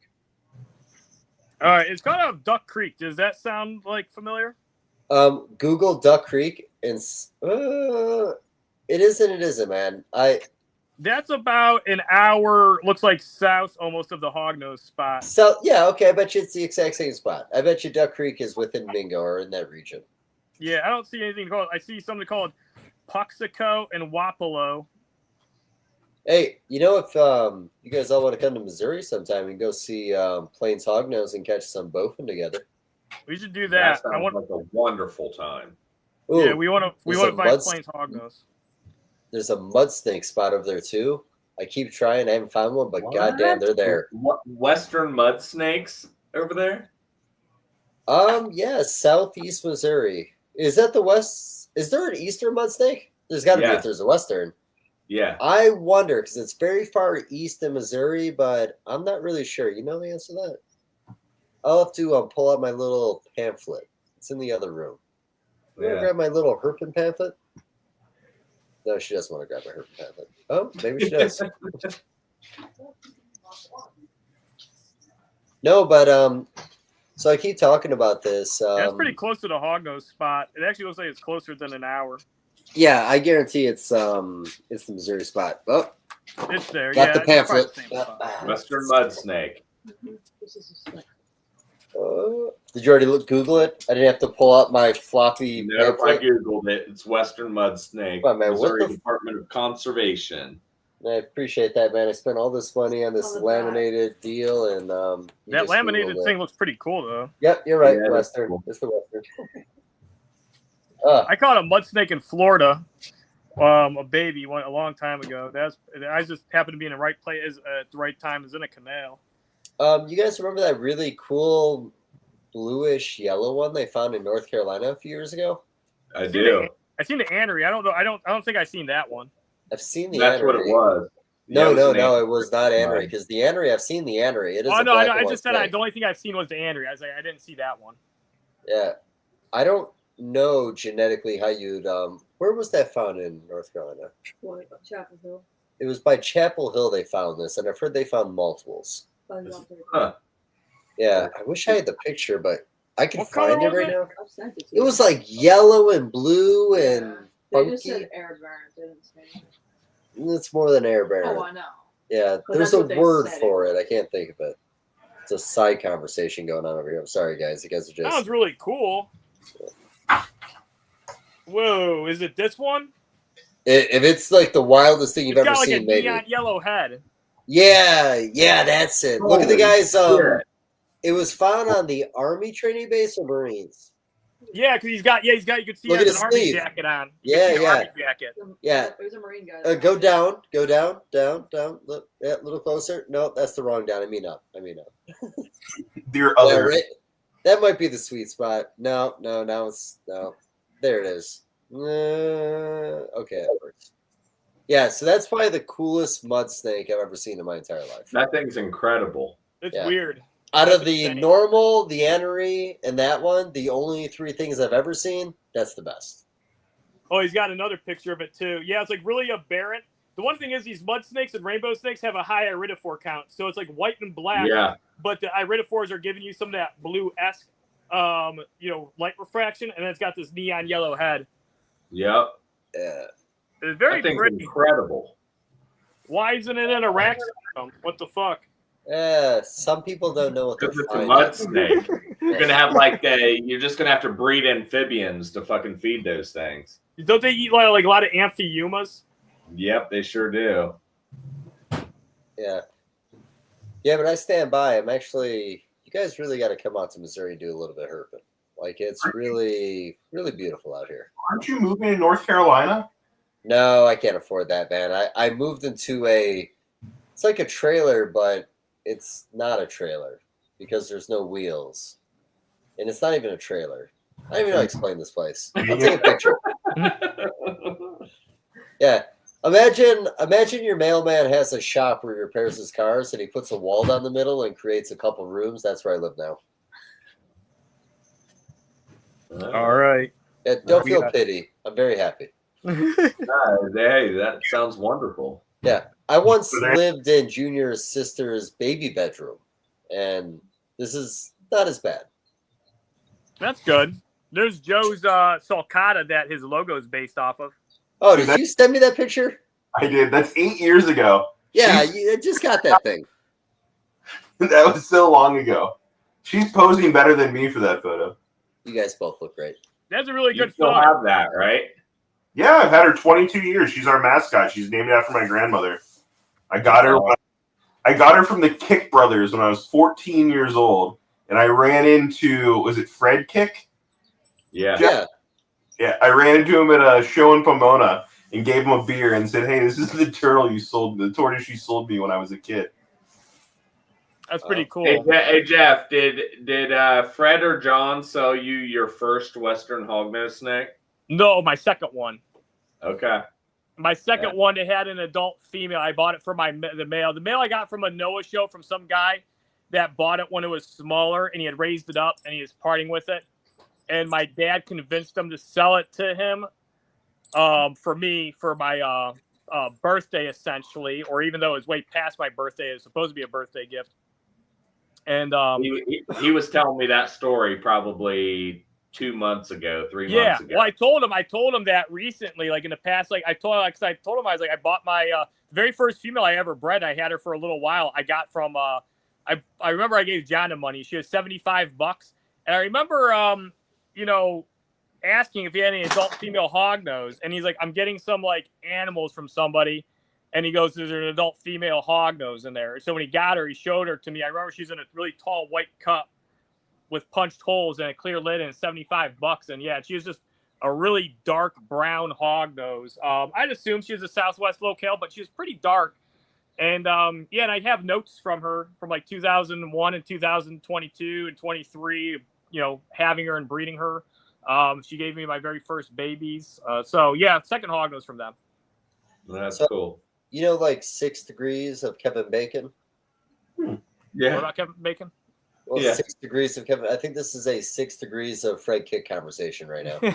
Yeah. Well, the kicks, even though they resell a lot and they do breed, they've actually, they've brought a lot of stuff into the community that people buy. Look at me. Yeah, I got my second hognose from them, and I don't know if I bought any more from them. I know I bought a few like years later after that.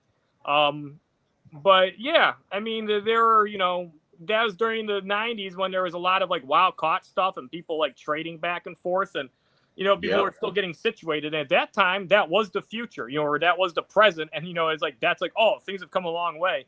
And then you look at things now, and it's like, man, things were pretty primitive back then.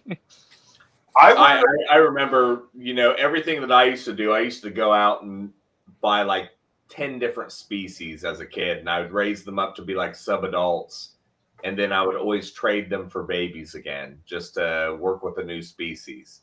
That's what I did when I was, 11 years old, keeping a bunch of different species of snakes and rat snakes, boas. I remember buying my first Kenyan sand boas from, Pro Exotics back before they burnt down and stuff. I was getting them for like $15, and it was just incredible, how everything's changed. Yeah, the prices were so cheap back then on literally pretty much everything. You paid by the foot in the 80s. Yeah. Yes, they did. Yep, I remember that. I'd get yellow rat snakes by the foot, corn snakes by the foot. Yep. Fruit by the foot. Fruit by the foot. Is there still fruit by the foot? There is. Oh, yeah. Inflation's kind of killed it, though. That thing is like, I don't even think it's quite 2 feet anymore. Well, I'm sure RFK Jr. will take care of that. If it's still alive. It's all going to come in a light brown color now, guys. Don't get excited about those reds and yellows anymore. Somebody sues them like Subway for not having a foot long. They call it a foot long. They're not claiming it's actually 12 inches. That guy, well, foot is subjective. How long is a foot? We weren't talking about the, imperial system foot. We were talking about foot in general. Our foot. John, did you make it to the Floriana Hazy yet? No, I was saving that for last. It's right now. That was my last one. So Floriana, that's a newer recipe.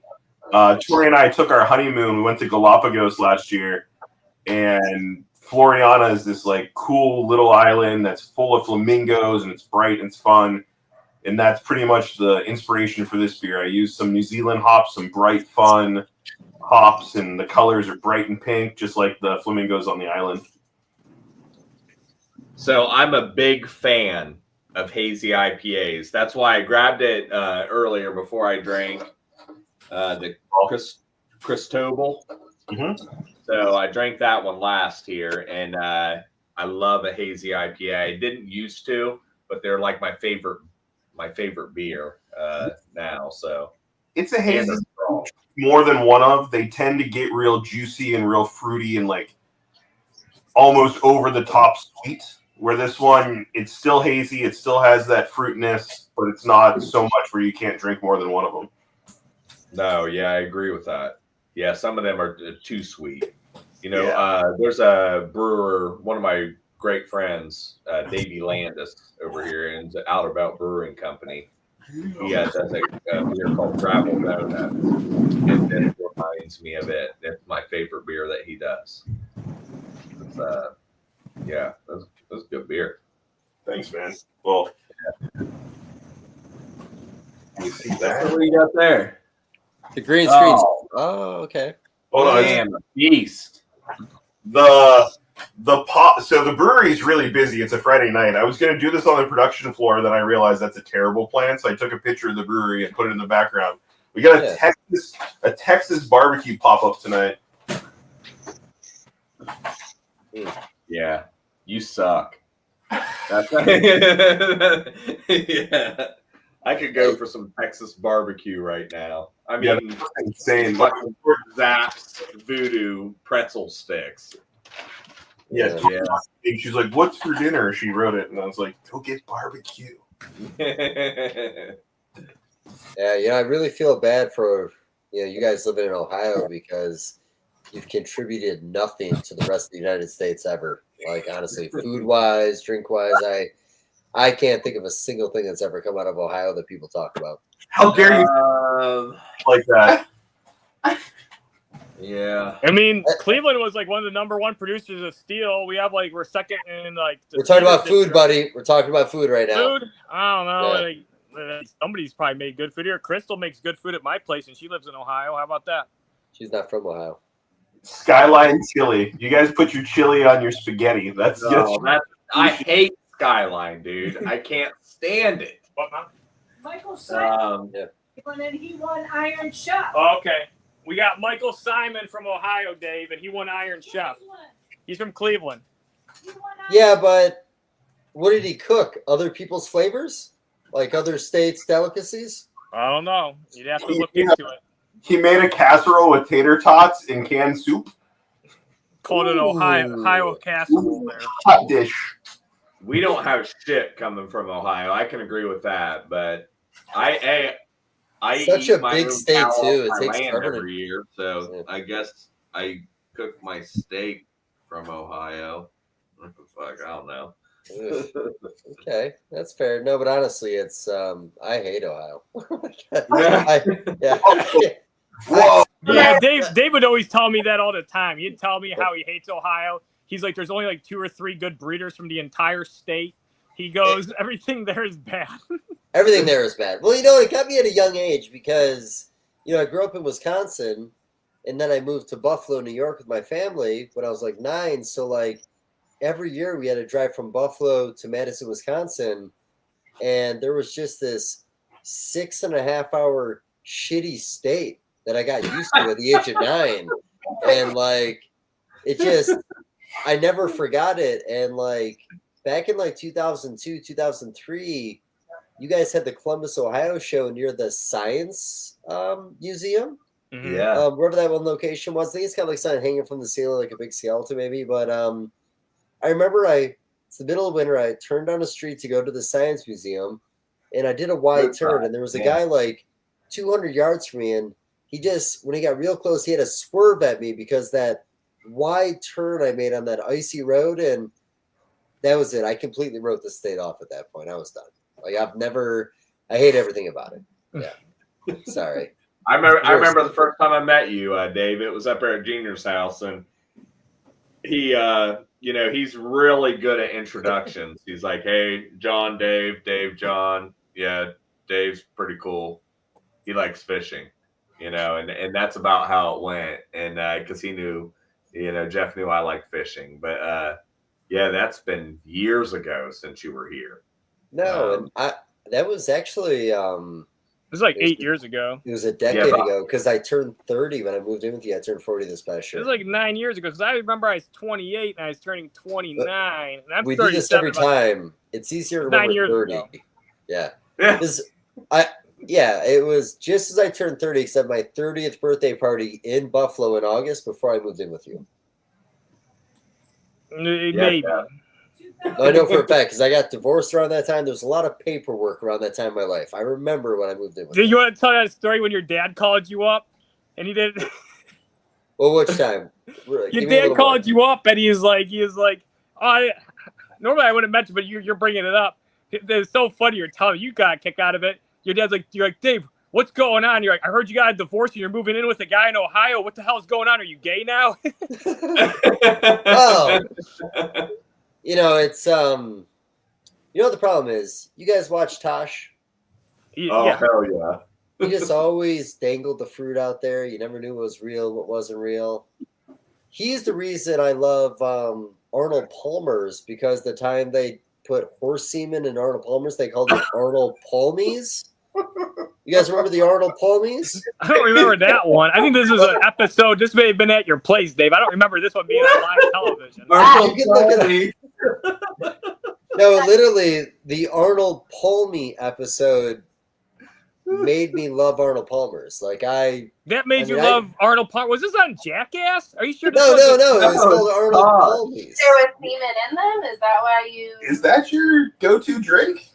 Well, when I'm on the road, 99 cents a can, buddy. It's real tall. I'll drink that on every road trip. Yeah. No, but literally, I never drank teas or anything, but something about that episode, I just started drinking Arnold Palmer's after that. I love Arnold Palmer's. Hold the horse semen. Love Arnold Palmer's. Well, let's not crazy. That's what Joe was getting at. That's an Ohio delicacy. How dare you? Yeah. No, It's like a protein shake, but not. How do you that's all protein, buddy. Dave, how do you feel about the slang the Gen Z have? And it's like, Ohio is just bad. They're like, oh, that's Ohio. Have you heard this? I don't usually agree with Gen Z, but I'm going to agree with Gen Z on that one. I don't know what they mean, but I got a feeling I understand deep down. I love Ohio. I love Ohio. Ohio is great. The funny thing is, like, I've seen those people. What's like your talk favorite 3 things about Ohio? The Buckeyes, the crew. Yeah, fuck the Buckeyes, man. Bad life. And The candy or the actual Buckeyes? Well, I think he meant the actual Buckeyes, Dave, from the tree, you dummy. Well, here's the only thing that's cool about the Buckeyes, because I like a good storyline. When college football brought the 4-team playoff in, you guys won, and then they went ahead and made this 12-team, and you guys won. I give you guys a lot of props for that. You're really setting the tone, proving that you guys are better than what the rankings prove, but I fucking hate the Buckeyes. Oh, yeah. All right. I'll take that.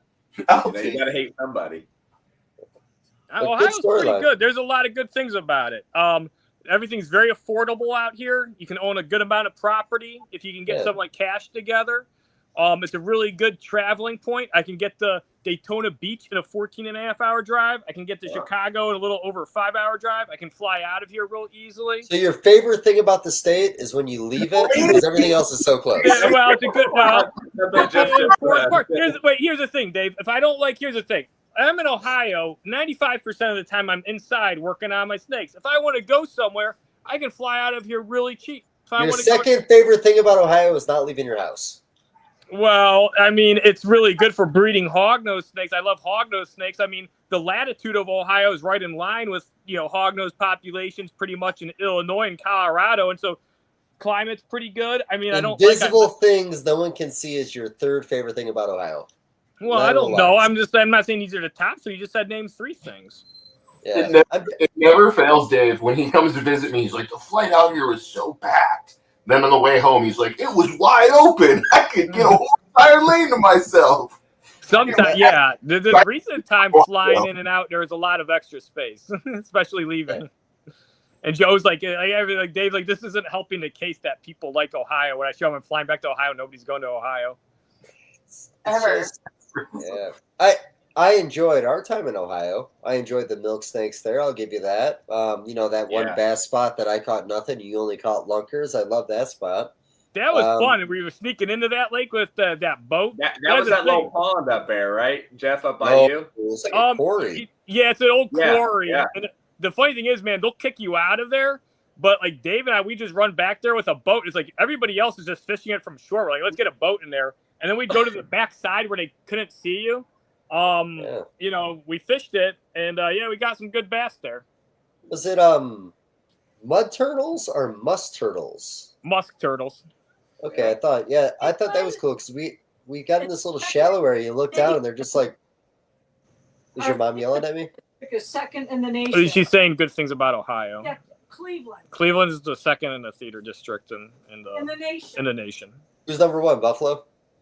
No. I think it's like second to New York. New York's number 1 with the theater district. Theater district in the United States, number 1 is New York. Number 2 is actually Cleveland. Okay. Well, you know why your theater district is so good is because you guys charge lower taxes when movies come in there for productions, and that's why The Dark Knight was down there and other things. Because nobody wants to come to Ohio, so you got to give them no taxes on They go movies. to Detroit for when it's real cheap. No, we're talking about theater, not movie theater. You were talking about going to plays and stand-up comedy, that stuff. Okay. Yeah, we got Dave Chappelle. We got Dave Chappelle, Dave. Oh, yeah. We got fucking Dave Chappelle. You're telling me people got good at doing things indoors, they can't go outside for 6 months of the year. Yeah. Dave Chappelle said he hated the America so much he moved to Africa and decided Ohio was perfect for him. That's right. Yeah. Springfield, Ohio. Yeah, much respect. Oh, is that where they're eating the cats and dogs? I think so. Okay. I ate a snapping turtle one time. You guys ever eat a reptile? I had an alligator once. Alligator. I've got alligator in my freezer right now. I love alligator. Snapping turtle I've tried once. I want to try. Last time I was in Florida, I wanted to eat a Burmese python, but didn't catch one. So I would eat an iguana. I bet you that's kind of nice. I bet you that's real good. Yeah, that should be good. I heard iguana's good. Should we catch an iguana over down there next time and eat it? Yes. We could do that, right? I think Yeah. I seen some guy on YouTube. He shot a iguana with a pellet gun, and then she was about to lay eggs, and he like made an omelet out of the eggs. Oh, No. That looked a little rough. He said it tasted similar to that of chicken eggs. I mean, the composition is going to be similar. So, but yeah, iguana meat. I mean, they're mostly fulivores, so I'd imagine the meat's actually pretty good. yeah. Did I send you the video of the smoked snake slugs? No. Oh, that sounds fucking terrible. Yeah, Junior, I'll send it to you when we're done. You can kind of pass it around, but yeah, they call it the unicorn because it's so rare. Yeah. Fuck that. So, should we wrap this up? You think 3 hours and 15 minutes of nothing is good enough for everybody? Yes. Can we talk shit on Ohio some more? No. Oh my God, the weather. Let's talk about the fucking weather. Let's gaslight Jeff's mom some more. No. We got microbursts. Remember? Then like Tori's like, what the hell's a microburst? Yep. Learned about a new thing. Yeah. I like how the snow in Ohio turns brown. I think that's just really nice looking. Yeah. I don't know, like near where all the cars are, it turns brown. Where there's a lot of exhaust, but that's gonna be anywhere where it snows like in the city. Yeah, dude. Ohio's great for the snow. I fucking love that shit. Jeff, you're up there in like prime snow place. I love the snow. I love it here for that. Snow's kind of cool. If you go like even like further, like an hour north of us, like northeast, they get a lot more snow. But Oh, yeah, yeah. definitely we get a decent amount of snow. We used to get a lot when I was a kid. We don't get as much now, but we still get a decent amount. Remember that guy at Penn State that raped all those kids? In Ohio? No, I don't. That's Well, Pennsylvania.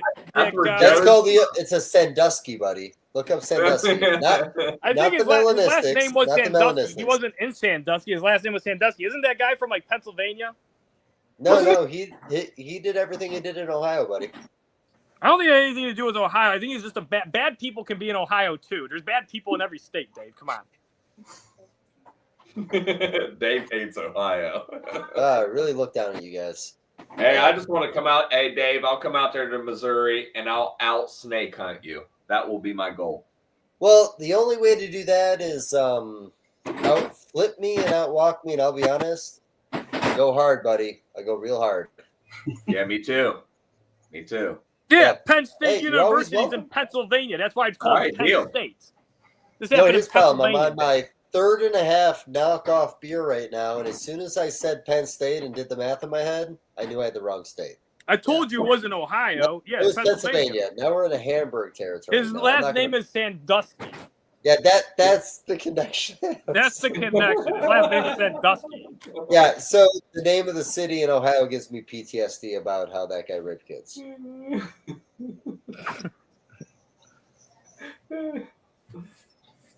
Hey, have to good cut this podcast, out. guys.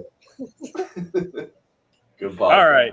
Hey, I better get out of here, man. I still want to come on this network again. I think I've gone too far.